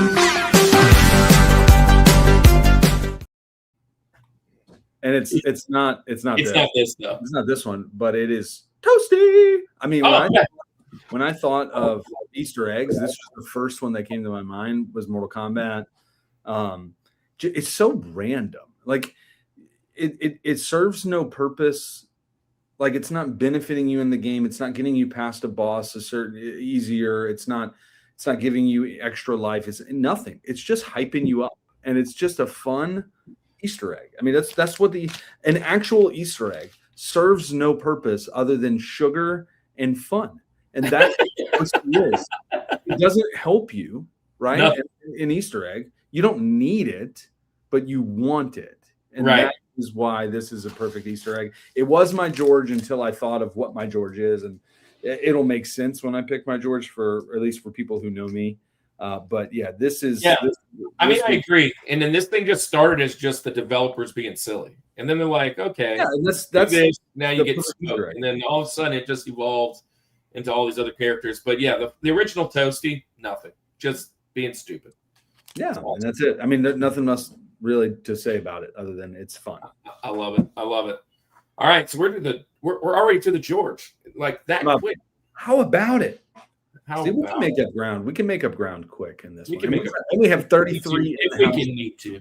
33 need- in the house. How about All right, 33 folks in the house. Hey, look, if you haven't hit the like button on both my channel and or our channel and Destination Switch's channel, make sure you're doing that. What I've learned, Andy, doing these lives, the likes don't really mean much right now, but tomorrow, however many likes happen, depends on how many people see it tomorrow. Mm-hmm. So if you hit the likes, it really helps to get it out later. And, people that miss the show. So hit that like button. And, man, you guys are amazing. Thank you. 33, that's what? My math's right. 8 people away from the record. So, yeah. Anyways, let's start this thing. The George, number 1. The number 1 Easter egg in the history of Easter eggs. What is it, Jeff? There's only one answer for all of us. What is yours? Oh, this was really tough, but I had to go with Mega Man X. I went for Mega Man X because of the Hadouken. No way! Yeah. I had to go for it. I know probably everybody else did too, but I got to tell you, the first time I discovered it was by complete accident. I was playing this game religiously for years, and all of a sudden, I went up to get like the little energy that's up above in that level that you have to go to. And Dr. Light was there with a headband on, and he gave me Hadouken. I was blown away. This is pre-internet, guys. I did not know. So I was just like, oh my God. And I told the kids at school that I got like a Street Fighter move in Mega Man X, and nobody believed me, right? This was before YouTube. So I had to prove it at my house that I had a Hadouken and that I could one-shot bosses with this thing. It is easily the biggest, most exciting surprise I ever had in a video game. And I just, to this day, I'm blown away that they actually integrated Street Fighter moves into Mega Man.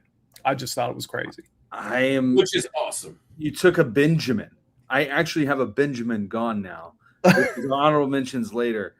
I partly because I never got this thing, but when I was looking it up, I played Mega Man X, but I was talk about cross franchise here. What a cool crossover. And two great the Hadouken is super cool. Yeah, two great franchises of Capcom, and why not marry them? That's just a fun time. And Mega Man X was groundbreaking to me because I'm a Mega Man guy. I love the first few, and then that one just took it to another level. I don't remember when the first time I got that Hadouken. It was probably much later. You said it's like predates internet. I probably saw it in a magazine or something. It said like you have to climb up that thing, and then it's not originally there. You fall off, and then you come back, and like the second time it's there or something. So explain it, the mechanics of it. So you need to have all the sub tanks, energy tanks, and you'd have every single item, every upgrade for Mega Man X. So you can get an early power beam in elephant level, mammoth level, that allows you to get it early. But you need to have all the upgrades, and then you fly up, and you need to have all your health, by the way. If you don't have full health, you won't get it. It won't spawn. So there's like those little birds that you're going You basically have to be in God mode to get God mode. Yeah, and I didn't know how I did it. So I didn't even know how to duplicate it for like months. It was ridiculous.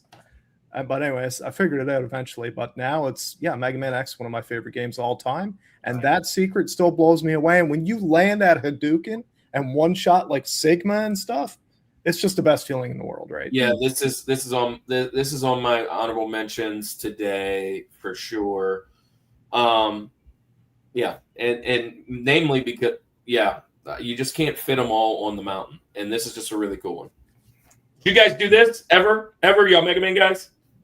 I'm a Mega Man guy, but again, getting all the upgrades is just not my solid game. Yeah. So but I did see the video doing. I am such a completionist at heart, but I do feel the other part you said, Chris. I've got so many unfinished games that kill me that I'm not done because I am a completionist, not the other way around. You probably walk away and be like, oh well.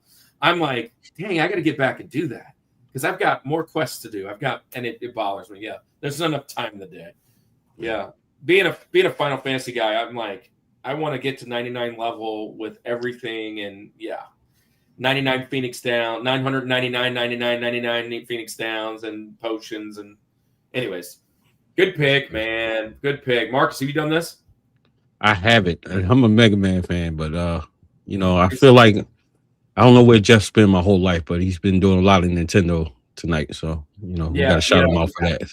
Yeah. So this is what we do here. This is what we do around here. We marry communities. We make friends. I love it. Yeah. Hey, I just want to shout out Edwin's Video Games. He's new in the chat, but not new here. Welcome back, bud. He says, sup all. And Master Game says, I like air gun plinking. Smash that like button. Anyways, good stuff. Where we at? Mark, you're up. Which the best one, man? The best ever. All right, so the best ever for me, it's not a Nintendo one. So it's actually PlayStation. Wow, look at this. Guys in the chat will love it. Yep. PlayStation 1 and PC. Tiger Woods 99. Oh. I think the first 1,000 copies or something has a South Park episode on it. What? I've never heard this. Yeah, it's just saying I actually got a chance to see it at one of my local stores. He got it traded in and he showed it to me. It was pretty crazy. So I just think that was just the most insane and random thing I've ever seen in any game. Instead of the game, or it's in it's so basically if I'm not mistaken, if you put the game in, some kind of way you access that episode, but it's on there. I have never heard that is so cool. 1, 2, I bet those copies are invaluable. Probably so. I didn't get a chance to look at what the price is for those, but I don't understand the crossover. Like, supposedly somebody on the development team just kind of snuck it in there. Oh, okay. Yeah, it's all over. I'm Googling it now. They printed 1,000 and they're like, dude, shut off the printing. What are you doing? No more. Yeah, that is crazy. It's insane. Look, I want to shout out Manny's Arcade. He's going to be on. Yes. Let's see, Manny, you're going to be on in 2 weeks. 2 weeks. Manny will be on the show. Manny's actually on with Kevin, I believe. I think they're on together, Annie and Kevin, and they're doing arcade shooters.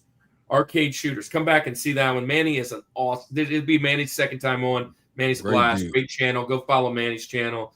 He says he's following on work. It's been great so far. It has been. Edwin says, wow. Yep. Kevin, there's Kevin. Kevin and Manny will be together. It's going to be a great show.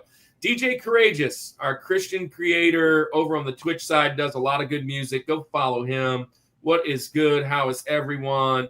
Bo says you have to put the game in a PC, and the movie comes up. I was just Googling that. Like, it was in a media player. Like, you go to the files, and it's just in one of the file folders.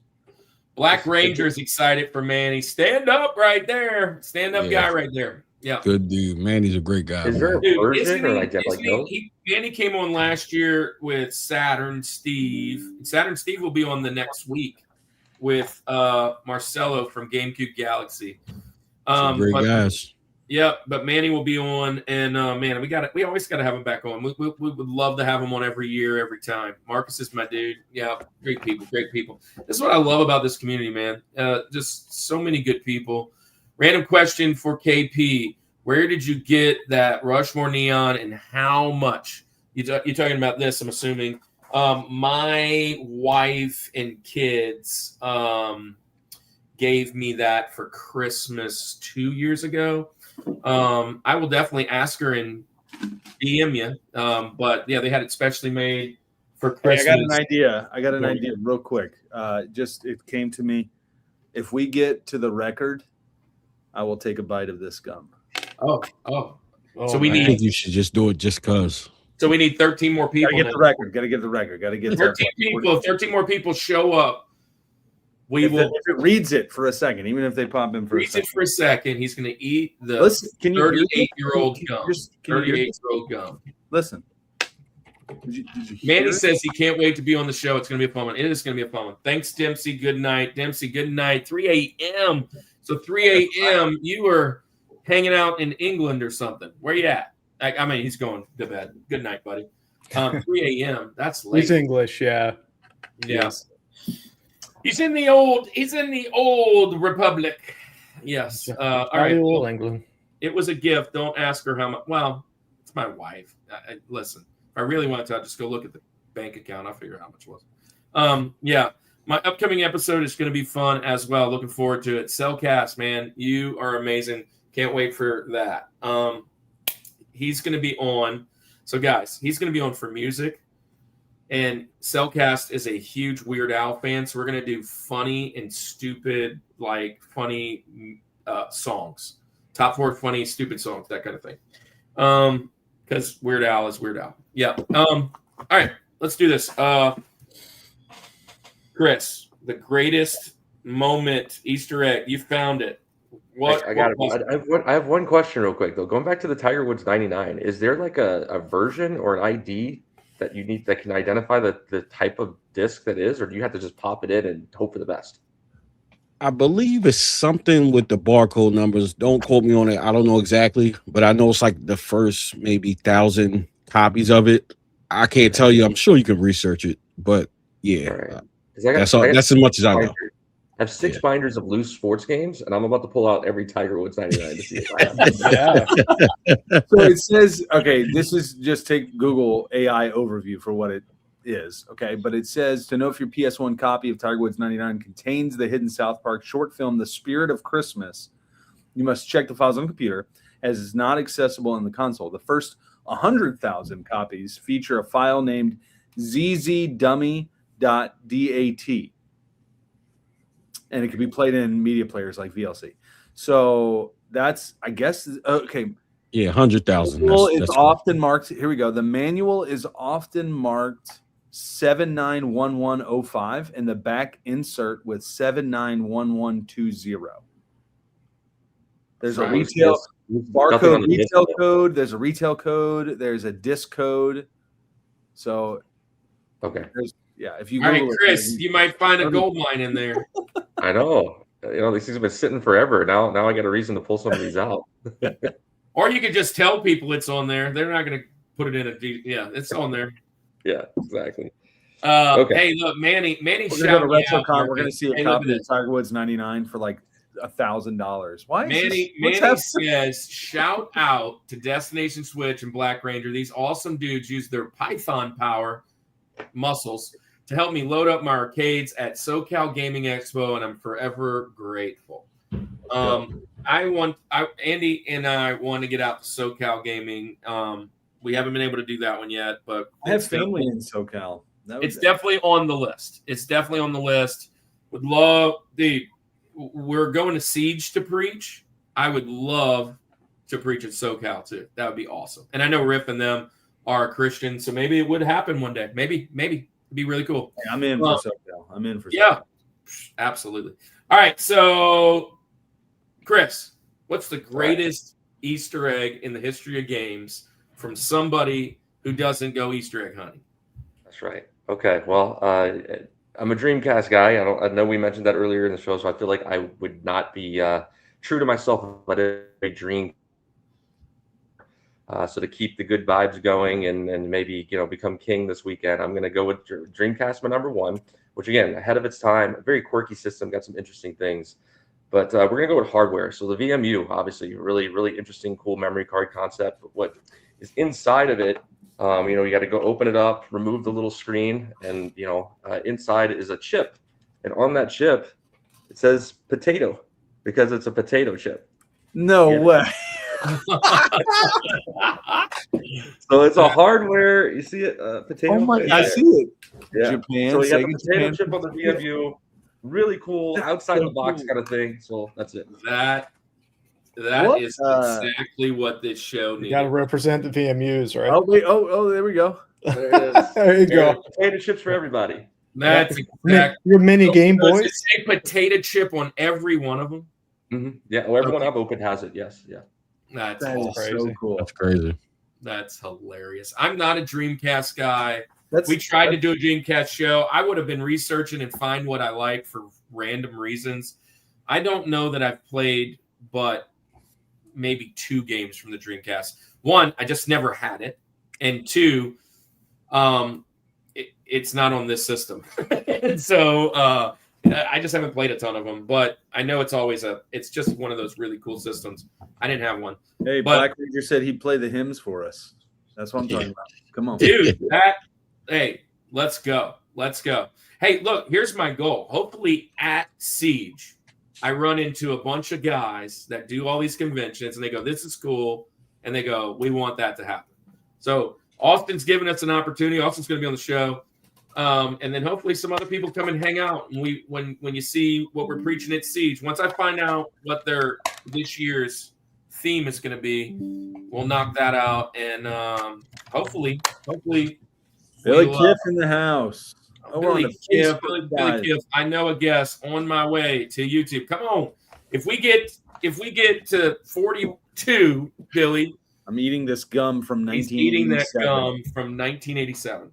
All right. Older than me. And it still tastes the same, I bet. Yeah. Sure it tastes I messaged Sean and I told him, and he said, as long as the gum's not brown, you can eat it. So this is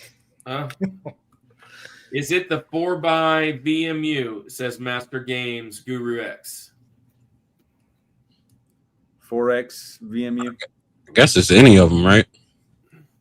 All of them, maybe. I'm not sure about the 4 times. This is where it's at. There he is, Billy. I've got to get you guys some God is a Gamer. Listen, what's happening? Yeah, he's got some dope shirts. Shout out to Black Ranger. Wait, so Black Ranger, obviously, you sound to be the guy. If you want to be in this book here, this is the Christian Creators, Coalition of Christian Creators. I need to have you in this book. Look, there's over 140 Christian creators, and all their channels and socials are in here. They were up to date as of a month ago. So if somebody's changed 33 in the house. Come on. Yeah. I think the highest we've been is 33. I'll put you in here for sure, Black Ranger, if you'd like. If you have a channel or something that people should come see and you're Christian. You don't have to I need to them. You just have to be someone that is sharing your faith, basically. It sounds like you do. So yeah, and the video games, let's go. Andy, you're up. I'm up. The greatest of all of them. Again, I said this is not going to surprise you, at least, Kirk, knowing me and knowing kind of my fandom of games. My favorite game of all time. Billy, we definitely need a Billy Key Super Nintendo. Sure. The Super Nintendo, my favorite game of all time, without a doubt, is Donkey Kong Country. I'm a DK guy. Does this count as an Easter egg? I don't care, but I'm going to say it anyway. It's all of the hidden barrels because they're invisible. You can't see them at all. You have to know where those things are all throughout it. I remember spending so much time as a child finding out where all these invisible barrels were, specifically on the mine cart levels, and it would work you essentially to the end of that so you can avoid all of the anxiety-inducing level that is the minecart mayhem level. But I mean, just hidden stuff all through this game. All of the Easter eggs that are happening in this one. This was my George. And the reason it's my George is because DK is my favorite. He's just the best. And had to go with the hidden ones. We can debate, is this considered an Easter egg or not? Who knows? But I don't care. We're going to put DK, Donkey Kong Country, Hidden Barrels as the George because it was my favorite game. Dude, I'm here for it because it's your favorite game.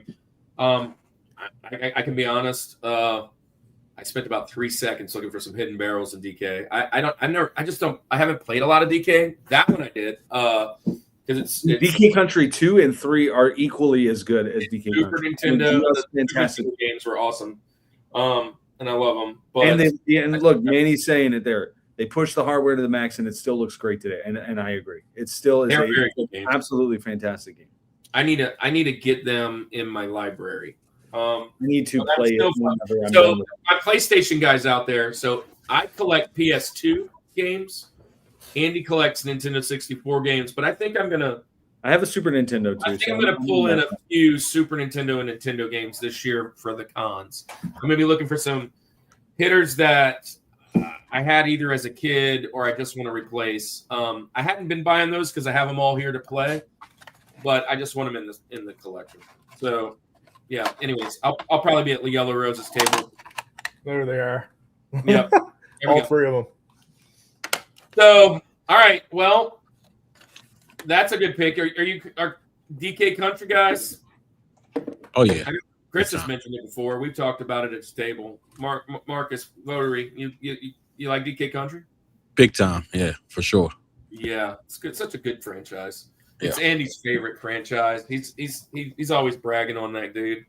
So, hey, well, look, I'm gonna jump into mine. My number one. It's the first Easter egg I remember. It's not the very first Easter egg, but it's the first one I remember. And I remember seeing it and going, what on earth? Like, nobody knew this until this. Going back to the original Nintendo, going to one of the games that started a generation of type of games. But when you beat this certain game in a certain amount of time, the armor comes off and you find out it's a chick. Samus in Metroid. Listen, we all thought it was a dude.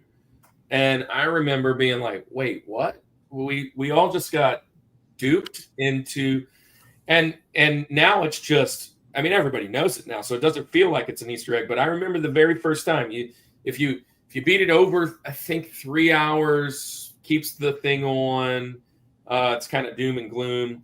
Then it's under 3 hours, takes the helmet off, and keeps going. You're under an hour. She's like in a bikini or something. I think it's under an hour, maybe. But yeah, I remember it's the first one that I ever saw, and I had this game. I mean, my copy is right there. And the first time as a kid when you beat it, it took you 15 hours, so you never saw it, right? And then all of a sudden you start hearing rumors in a Nintendo Power or whatever, and now it's like you're trying to beat it, right? And so, yeah, I've gotten the hour on this. The hardest part about the game, in my opinion, is still one of the hardest parts, is after you beat Mother Brain, getting out within a minute. That junk. I mean, I can't tell you how many times I've done it and died trying to get out, and the place in Zebus Grove blows up or whatever. But yep, my number one kind of Easter egg is finding out Samus is more like Samantha, right? So there you go. You were assuming Samus's gender. Yeah. And nowadays that would not get me and many of us in a good place. Yeah. Them. This is a good one. This is Samus's pronouns. This is a good one. This might get us kicked off of YouTube. Sorry, but no, this is a good one. This is a good one. I think it was a shock for many people. Just how many times is the main person in a video game, at least at that time, was a female, right? I mean, it just, now you see it a little bit, a lot more with the Lara Crofts and then, all the things through time that have happened. But at that time, definitely groundbreaking for sure. Even the manual throws you off in the original game and says that it's a dude, right? Like in the manual. So like, which if you remember, I mean, I don't know how old everybody is on the channel. I know Andy's mid-30s. I'm almost 50. So I was a kid when Nintendo came out, and one of those joys before you even play the game was to read the manual, like Zelda and looking at the characters and all that. And of course, we read that Metroid manual a little bit before. You're like, what's going on? Like, that was the only thing that you knew about the game before, and then boom, there it was. Hey, Prime, what's up? Welcome in, bud. And Next Play, welcome in. Welcome to Summit Squad, guys. Welcome back in. Is that beautiful, Andy and Charlie Kirk? Wait, what? Okay. All right. I'm beautiful, Andy, and apparently I guess Charlie Kirk. I don't know. Guess my name's Kirk. Just turned 43. Yeah, I'm 47. So, yeah, there's that. So we read those manuals, right, Jeff? It's like it was a part of the box art. Yeah. And you rip that thing open, and you're still on the way home. Mom's still driving you home. So you can't play it yet. So you're kind of flipping through the manual on the way there. Yeah, and yeah, it said that. It was the best of times. Billy T says, actually, if you read the opening prologue of Metroid, it says she. Hey, Fat Boys Gaming and Nonsense in the Boys house. in the house. Hey, What's for the people that are in here, if we get a record number of viewers, so if we get 41 or above, I'm eating a stick of gum from 1987. Yeah. Came in a pack of Who Framed Roger Rabbit cards I just ripped. So Bo says he's 45. Yeah, so you're a little behind me. I'm born in 78. Viewers on here. 36. Boy, man. We just went to 36. COIFISH is here. This was the episode. We just shot up to 36 viewers. Yeah, 36 like that. Oh wait a second. Did Fat Boy just rate us? Because if he rate us. Because maybe if he just rated us, it might. Yes, he did. DJ Red shows in here. Look, it's about to jump again. Come on, I'm waiting. If that thing goes over 42, so what is it? Has to hit 42, right? 42. 42 has to be hit. No, Andy said that for himself. No, I did. He said that was his thing to himself. We didn't tell him that. No. All right, so there's the George. That's the show for the first half of the mountains. Now it's time for our honorable mentions. Hey, thanks for the raid, guys. Fat Boy, thank you for being here. Hit those like buttons. 36. We are 6 away. 6 away.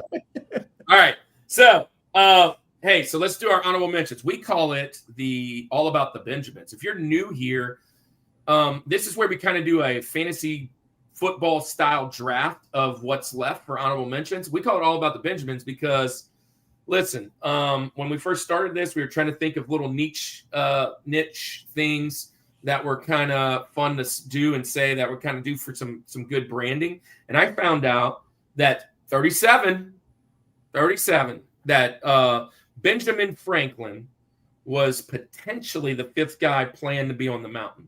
Don't know who planned it. Don't know who thought it'd be a good idea, but he didn't make the mountain. And so 37. These are the ones that didn't make our mountain. Let's get it. All about the Benjamins.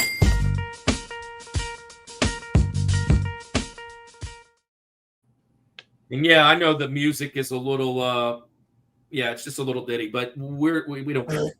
We don't care. Yeah, it goes with it. It just stays. So look, it's okay. The music ran somebody off. They're like, we keep it in there because we are a well-oiled machine. Terrible. That was funny. That's good. That's good. Right? Really good. Really good. All right. So this is how it goes. It's the same draft order. Nothing that we've said already can be mentioned. So if you wanted to talk about Ocarina of Time, it's gone. Like, you guys mentioned a couple of them. And I was like, yep, that was the Mario RPG. I wanted it for an honorable mention.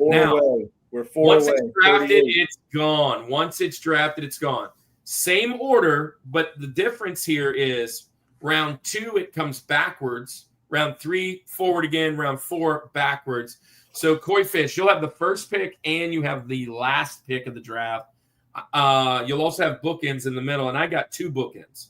So, who's the first one that missed your mountain? You don't have to talk a lot about these either. It's really just extra throw-ins. It'll be quick. All right, so Battlefield 4, believe it or not, is what I'm going to pick. And Battlefield 4 has a very, very complicated Easter egg. And what it is in Parcel Storm, you can summon a megalodon shark that is massive. I saw that. And it eats everybody. And everybody needs to be in on this thing because you need to do Morse code. You need to do a whole bunch of things. You need to get a bow, shoot a light. It's insane. So, Battlefield 4, Megalodon, Parcel Storm was one of the biggest collaborative Easter eggs of all time. Andy. 39. We're at 30. We've broken 4. So we broke 40 3 times. Just saying. But nobody's ever gone over 41. That's we're trying to. We got to get it. 42. Andy, there it is. For the 42. This is a stick of gum from 1987. Like Jackie Robinson. Eat it. Stick of gum from 1987. Shout out to Sean from Real Life Perspective. Shout out to the 42 people. Oh. You hear that? You hear the crunch? Was that your teeth or the gum? That's awesome. How's that, Kyle? It's dissolving. It's not even like you chew it. This is horrible. Ugh. I bet you that tastes like when you lick an envelope. It tastes like cardboard. Ugh. It tastes like 37-year-old baseball cards. It's older than my body. It's older than the mouth that's chewing it.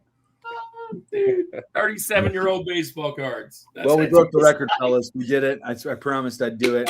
Look, Isaac says he's calling out of work tomorrow. Yeah. Yeah. Hey, well, look, guys, don't ever doubt yourself. You guys are now champions in our book. #1 show viewership. Thank you, guys. Great time. Hey, you're going to be finding something green in the toilet tomorrow, says Prime. You just gotta reconstitute it with some spit. Give it a minute. All right. Well, look, good. We only got one end of these Benjamins. Let's go. 2 Benjamins. Second Benjamin. Marcus, what's the next one? All right. So my Benjamin is going to be in San Andreas, the Easter egg, saying that there's no Easter eggs here. Yeah. That is a good one. And I saw that one. I had that one on my list today. It's a good pick. There are no Easter eggs here. Is the Easter egg. That's a good pick. All right, Chris, what you got? All right. One of the hardest games, Aladdin, across all platforms. Oh, man. Yeah. Yes. There's double, but you pause, and it looks like he's putting the Mickey ears on, and you get an extra life. You sure do. That is a good one. That is a good one. I love it. All right. All right. I'm gonna pick another Mortal Kombat one. And it's really just unlockable character. You have to be on a certain level, MK1, and you have to have 2 rounds of flawless victories and end the second round with a fatality to unlock Reptile. In MK1, I got to do that one, and you get to unlock the pit level down there at the spikes. I remember I have an uncle. Again, I talk about him a lot. Only 5 or 6 years older than me, and I remember that was our goal. We would play that level, and then Reptile calls you out, and you get to go fight him down there. Super cool. Master wants to know if it tasted like a gumball from the Blockbuster 25-cent machine. It tastes like a gumball from the pit of hell. Andy's always doing some eating challenge. Hey, Andy, there's our bonus for this week. I know. As a short, yeah. Oh, it's happening. It's happening. All right. So, I get 2 back-to-back picks. The last of the first round, first of the second. Look, I'm going to go. I had it behind me all day, and really, it's not because of this. Is why I'm saying it. I have played Adventure before. Adventure is considered the first unlockable Easter egg of all time. It's the one that started it, and most of us that love video games loved it. But it was brought to light to a lot of people because of this Ready Player One. And what's cool about Ready Player One, which is so awesome with Ernest Cline, he the whole movie's about Easter eggs. But in this book was an Easter egg, and the first person to find it actually won a DeLorean. And there's his DeLorean, and the person that found it, and you figured out the Easter egg in the book, you won a DeLorean. And it was based on Adventure's original Easter egg. So I'm going to go with Adventure as being that, because it's just kind of a part of pop culture history now and kind of doing all these things. My second one, I'm going to go, and actually I kind of alluded to it before, guys, in the green room. I'm going to go to Super Mario Brothers 3. If you beat the game in Super Mario Brothers 3, the curtain closes on you, and you realize the whole thing was a stage play.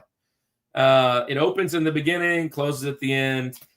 Just a little nod that the guys did in Super Mario was that the whole thing was just an act. And so, which kind of in number 2 they did with the Dream.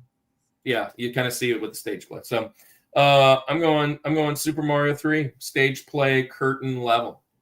Nice. coming back to me, I'm going to go to Mario, Super Mario 64. 64.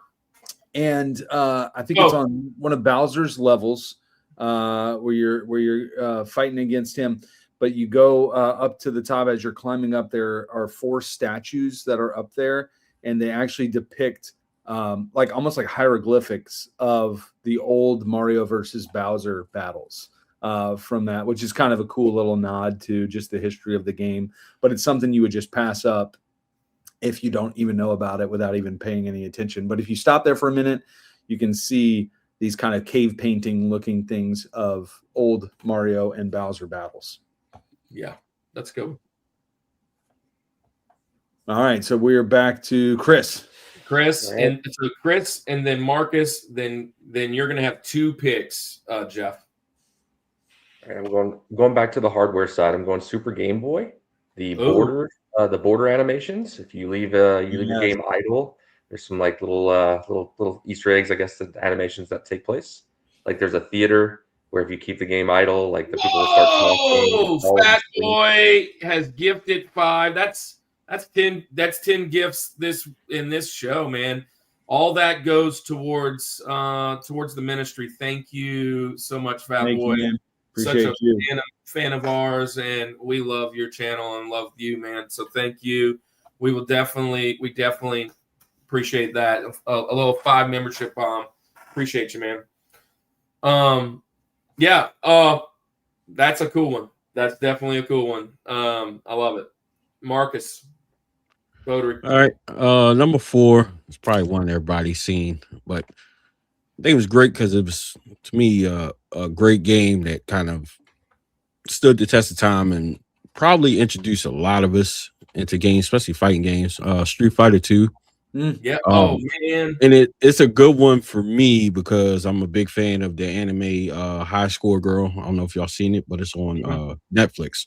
Super good. It's about a kid that plays games in arcades. He's like completely locked in, but Akuma being an unlockable character. Yes. I thought that was cool. Street Fighter 2 Turbo. Man, that was gonna be on my next one if it made it back around. You have to do all kinds of crazy stuff to unlock him, though. Like there's a certain combination. Yeah. So it brings the history even further back. April 4th, 1992, which was the Electronic Gaming Monthly for the Street Fighter 2 magazine. Inside of it, during April, says that there's going to be an April Fool's joke in here, and right above the April Fool's joke was Shen Long. And if you see in the game, Ryu would fight, and when he would say, "You done well, but you have to beat Shen Long." So everybody thought Shen Long was in it, and Shen Long was a misinterpretation of Shoryuken, and they ran with it. And they put it in there, and it was just a big joke, and they told everybody it was a joke. So later, the developers of Street Fighter, they didn't put Shenlong in. They ended up putting Akuma in. And that was kind of their nod to that Shenlong book. And I remember getting that and thinking that, like, whoa, look at this dude. He looks like Ryu with long white hair. But they never put Shenlong in. It was Akuma. So Akuma was – and Akuma's – his first, they don't even allow him to play. You're not even allowed to play Akuma in most tournament because he's so OP in those first ones. So yeah, it's pretty awesome. I was holding on that one for the next one, so there you go. Appreciate that, Marcus. Oh, yeah, you got back-to-back picks, Jeff. All right, so if I missed this one, people would actually be mad at me. You mentioned Metroid earlier, but here's Super Metroid. Oh. Super Metroid not only has the, when you do it quickly, Samus wears less and less. We all know that happens. However, the biggest thing is, do you save the aliens or do you let them die? And the first time that I realized that you could save the aliens right at the end, and you see the little ship come out from the explosion, like this little dot come out on the ending, I was blown away that was even possible back in 1994. So that's definitely one for me. And yeah, so You want me to do number 2 or? All right. So now so that was the end of round 2. Now you're starting round 3.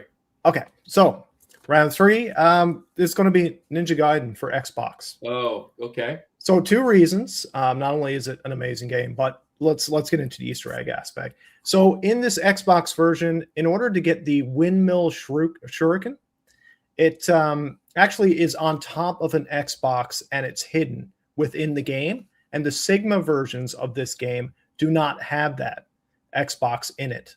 It's very specific to this Xbox version. Another thing this game has, it has the 3 NES games as arcade unlockables within the game. And you can only play it on the original Xbox. Xbox 360 and all that stuff will not work. So Ninja Gaiden. Wow. That's my second. Nice. Good pick. Good pick. All right, Marcus, we're coming back to you. All right. Next one, I got a little bit of research on there. I thought it was kind of just strange and odd, but on Borderlands 2, there's like a Minecraft reference in there. Like you have like a Minecraft character or something that appears. I just thought that was super random. It's like on the completely opposite end of the spectrum. Like, you know, you got Borderlands, then you got Minecraft. It's strange that they, you know, blended those two together. So that's my next pick for, you know, an Easter egg. It's a good pick, man. I like it. All right. So, Chris. All right, I'm going Fighting Vipers for Sega Saturn. That's the hidden character, the Pepsi Man, where you're in arcade mode. You let anybody, you know, basically kick your butt for a while, and then you challenge Pepsi Man, who is exactly how he looks exactly how he sounds, just a man with the Pepsi logo. I guess it's just sort of collaboration that they had. So a little hidden character. What a window of time and culture. I love that. I love that. That's a cool one. All right, so I'm gonna go. I mentioned DK as my favorite character. Usually when I talk video games or something, I have to mention this guy too. I'm going Tony Hawk's Underground. The fact that you get to unlock levels from earlier games, but you have to get like certain icons. I know it's part of the game or whatever, but it is a special there where you can unlock like the school, you can unlock the hangar. There's a couple different things that you can unlock. You can also, when you beat the game, you unlock the KISS level, the Hotter Than Hell level. So I'm gonna go Tony Hawk's Underground, which also, by the way, just side note, Tony Hawk's Underground, one of the coolest additions to the to this whole franchise of Tony Hawk's games. The fact when I first was able to get off my skateboard and do side quests with like that completely revolutionized the game in my opinion. So Tony Hawk's Underground, I'm going to go with the old school level unlocks. All right, so that's a good one. I only have 3 left. I definitely kind of map this out just right because you guys have been picking a few of the ones that I wanted. The first one that I'm going to go with, I'm going to go with this one. So in the game Star Tropics, you get to a certain point of the game where the Dr. Jones guy is like, he sends you a letter and he asks you for a number. They don't explain anything about it. And all you have to do, we were talking about manuals there, Jeff. You have to go, a part of the manual that you got this letter in the mail or in your book, in your thing, and you had to dip it in water to see the invisible ink that was actually on the letter in the box. And it said 747, and you had to put that in your game in order to continue playing. Wild. That was one of those outside of the box thinking things, kind of breaking the fourth wall. You have the letter in your pocket. And the other one that I'm going to do, which one I want to do? This one or that one? This one or that one? Yeah, I'm going to do this one. I hate this game. I hate this game tremendously. It's kind of like not only it's a great game. It's a fun game, but it's extremely hard. The first time you ever beat Ghosts and Goblins, it laughs at you and says you have to do it again. Like in order to really beat the game, you have to beat it 2 times. And that was kind of an Easter egg, like to make the game harder. And you had to get to the end, and you're like, credits are rolling. You think it's all great. You're like, yay. And then it's like, let's do it again. I'm like, what? And it gets harder, obviously. So Ghosts and Goblins, the fake out, forcing you ending to replay the game. That's how I'm finishing my mountain today. Nice. This one's fun. On the GameCube, there was Wave Race Blue Storm.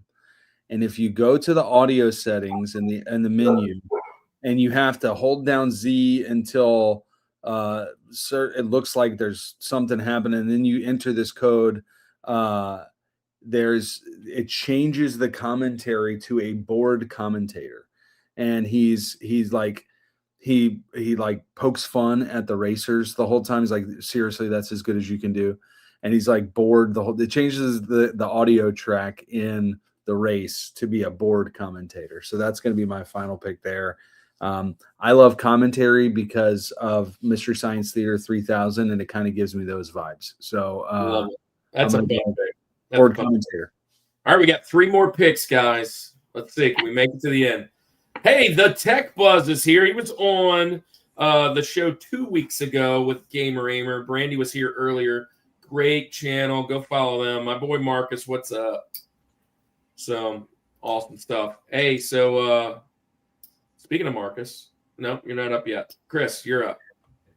I'm going to tie a bunch of our picks together without picking the same game because I know that's the sort of rules. But I'm going to take the hidden characters element from the NBA Jam that we talked about earlier, but I'm going to go NFL Blitz. Yeah. Hidden characters there and hidden teams, and then take the Mortal Kombat route and say that Raiden in NFL Blitz. That's such a good one. Yeah. Hey, wait a piece that was such a veteran move. That was such a veteran move. I like to see that. Veteran move is any way you can get some extra games when you're not supposed to. We love it. We love it. Yeah. I love that. Good job. Hey, CC Game says, you Tech Buzz. Laugh out loud. Yeah, welcome in, man. Marcus, your last pick. All right, so my last pick is Grand Theft Auto, the trilogy, the definitive edition. So you can put in a code to unlock Big Head mode. But the interesting thing about that code, Big Head mode is always fun in all games. It's like, what is happening? So that's one another in the Jam. Yeah, go ahead. What about it? But the code is actually the Konami code. Yeah. To unlock it. So I think that's pretty cool how they kind of, just paid homage to, old school retro. Speaking of Grand Theft Auto, the fact that they're talking that thing is over $2 billion or close to it is insane. Anyways, that's how, Andy, I don't know if you've seen that. They're talking that to design the game GTA 6, it's almost $2 billion with a B to design it. And it's going to be 2 billion years until. Yeah, I mean it's been postponed. But I mean, think about it. If you're spending at least even $1.5 billion, because that's where it's. I'm almost. You have to sell at least $7 billion. How is it not if it's not the perfect game, it's a flop. Right. For how long we've waited, you know what I mean? It's all the pressure's on them. But I guess. All right, so we got two more. No, one more. One more. Final pick of the day. It's the final countdown. Jeff, thanks for being on the show. Finish us off with a great Easter egg we missed. All right, so thanks for having me, guys. So the last one is going to be my favorite game ever. Yeah. It's Chrono Trigger. Yes. So Chrono Trigger. Yes. This was my other one. Okay, good. Okay, so not only was it a groundbreaking game, but the endings, folks. There's one ending in particular that you actually get to speak to the developers. Yes. It's completely secret, and you have to do it by finishing it with Chrono and Marley at the very beginning of the game, I believe it is, for that ending. And it's just incredible. It's just all these little Easter eggs, all these little jokes about the behind the scenes of all the staff. So it's like the credits, except it's very personalized and fourth wall breaking.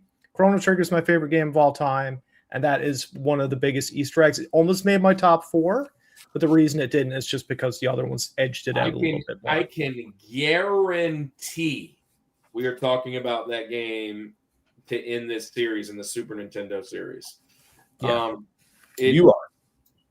Oh yeah, I am for sure, and I'm sure the other guys will too. I mean, like it's probably on the Rushmore of games. Like honestly. Anyways, great show, guys. Yes, I had that on mine. The endings of that show. I actually, so just shameless plug. I'm dropping a devotion, a video game devotion, Christian devotion for your kids, for you, on our channel at Rushmore Reboot. And like 3 days ago, the one I dropped was on Chrono Trigger, and I was like, oh, there's a good that's a good one. I had it on my list, and I was like, yeah, maybe I'll do that one. But I'm about to drop. By the way, I'm about to drop today's in about 20 minutes when we're done with this. But it's over, Andy. We broke a record tonight. We're talking Easter eggs. You broke a tooth tonight. With that being said, before we get out of here, let me show everybody what's coming up down the road. So this is episode 4 of this series. This is the whole series that we've got planned. Check this out.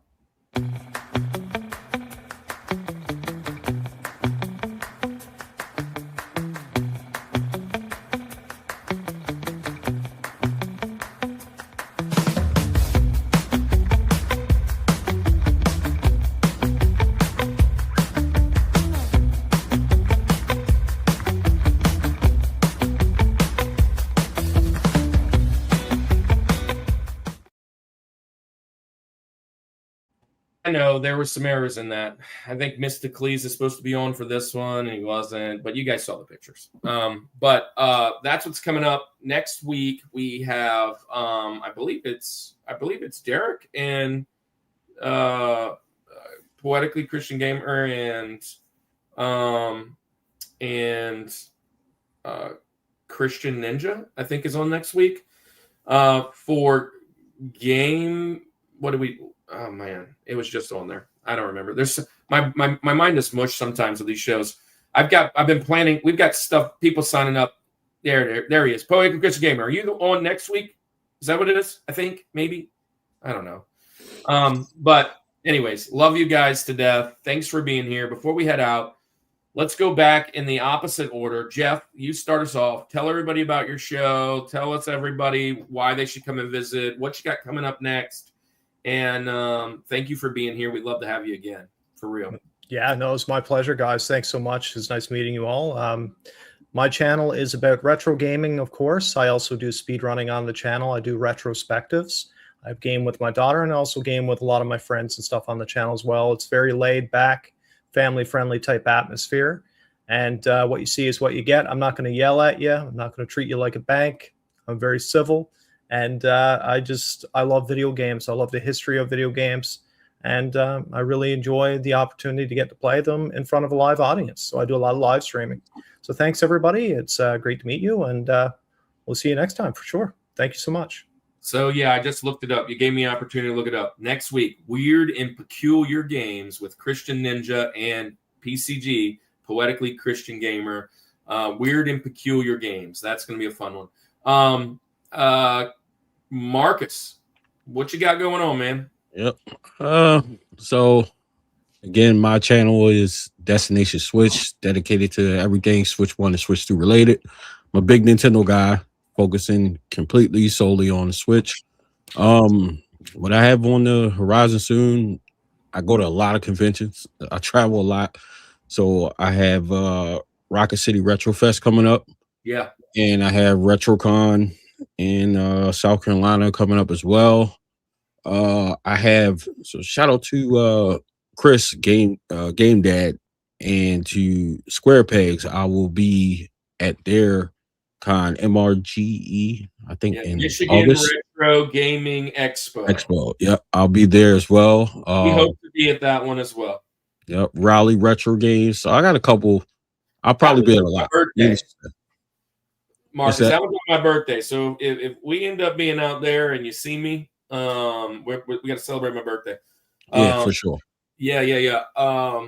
But yeah, I hope to get out to that one. that was a bit of a flight or a drive, and it really just depends. See, I'm a teacher, and that's the first month, and it's really hard to get out. But yeah, the plan is to get to that one. I haven't booked us yet, but I know Bryce will be there, and a bunch of other people. Game Dad's awesome. Game Dad was on a couple weeks ago, so he started off this series. So Chris is an amazing dude. So is Jay, and yeah, the whole team. Meredith, Jay's wife, and LL Cool Games. She's helping out. Yeah, so good stuff, man. MRGE guys, thanks for being here, Chris. We'll see you soon at Morgan City RetroCon. Tell everybody about Yellow Rose Retro. Absolutely. And then, again, I want to wrap up by saying thank you for having me again for the second time. Marcus, Jeff, it was great being with you guys, and learned a few things, how to play games a little bit more, or not giving up early. I would have maybe unlocked some of these Easter eggs. So thank you guys for teaching me some of this new stuff. Yeah, as far as Yellow Rose, we'll be at the Morgan City RetroCon, as you just said, and then that kicks off our circuit. We're going to have about, I think, 5 major events in the next 6 months. Retropalooza in Houston's another one. We actually host video game tournaments out there. I actually had an NBA Live tournament last year where we had the voice for the guy from NBA Live. He actually came and narrated and did some play-by-play. Nice. So really cool stuff that goes on there. So yeah, come out and visit us, Yellow Rose Retro. Come visit the booth. Come check out some games. And or come talk video games. Like I said, that's what we enjoy doing, is talking the games just as much as, seeing, feeling, and all that stuff. So really look forward to meeting some of these guys out there. Thanks again. Hey, man, okay, yeah, go ahead, Ann. I was just going to say thank you guys for being on tonight, man. It was a blast, minus the whole gum situation, but everything else was good. Yeah. Else was hey, great. So I just want to say thank you. Oh, Rhonda Lusko, Morgan. Hey, there she is. There's Miss Mama RetroCon. Mama RetroCon's in the house. Hey, look, guys, thank you. And this goes without, it does go without saying, but this community is wonderful. And to break a record tonight, to get people sending memberships, it's been quite a fun thing to do, and being able to take some fun things, shooting the breeze over the internet about video games, and being able to roll that into kind of Andy and I's side dream of reaching people at conventions is so amazing to me. Thank you guys for being here. See you guys next week. Next week is going to be with Poetically Christian Gamer. And by the way, if you missed it, his wife is cancer-free. Praise the Lord. Shout that out. By the way, Poetically Christian Gamer is legally blind as well, and he plays games. He does a family-friendly channel, and he teaches. He plays games to see if they're good for Christian kids and stuff to play, and what it's like to play as a blind, legally blind person. He'll be on next week, and we'll have Christian Ninja, which he's also a live streamer, gamer, player. It'll be his first time on. It'll be Derek's 4th time on, maybe 3rd. We love Derek, but shout out to all you guys.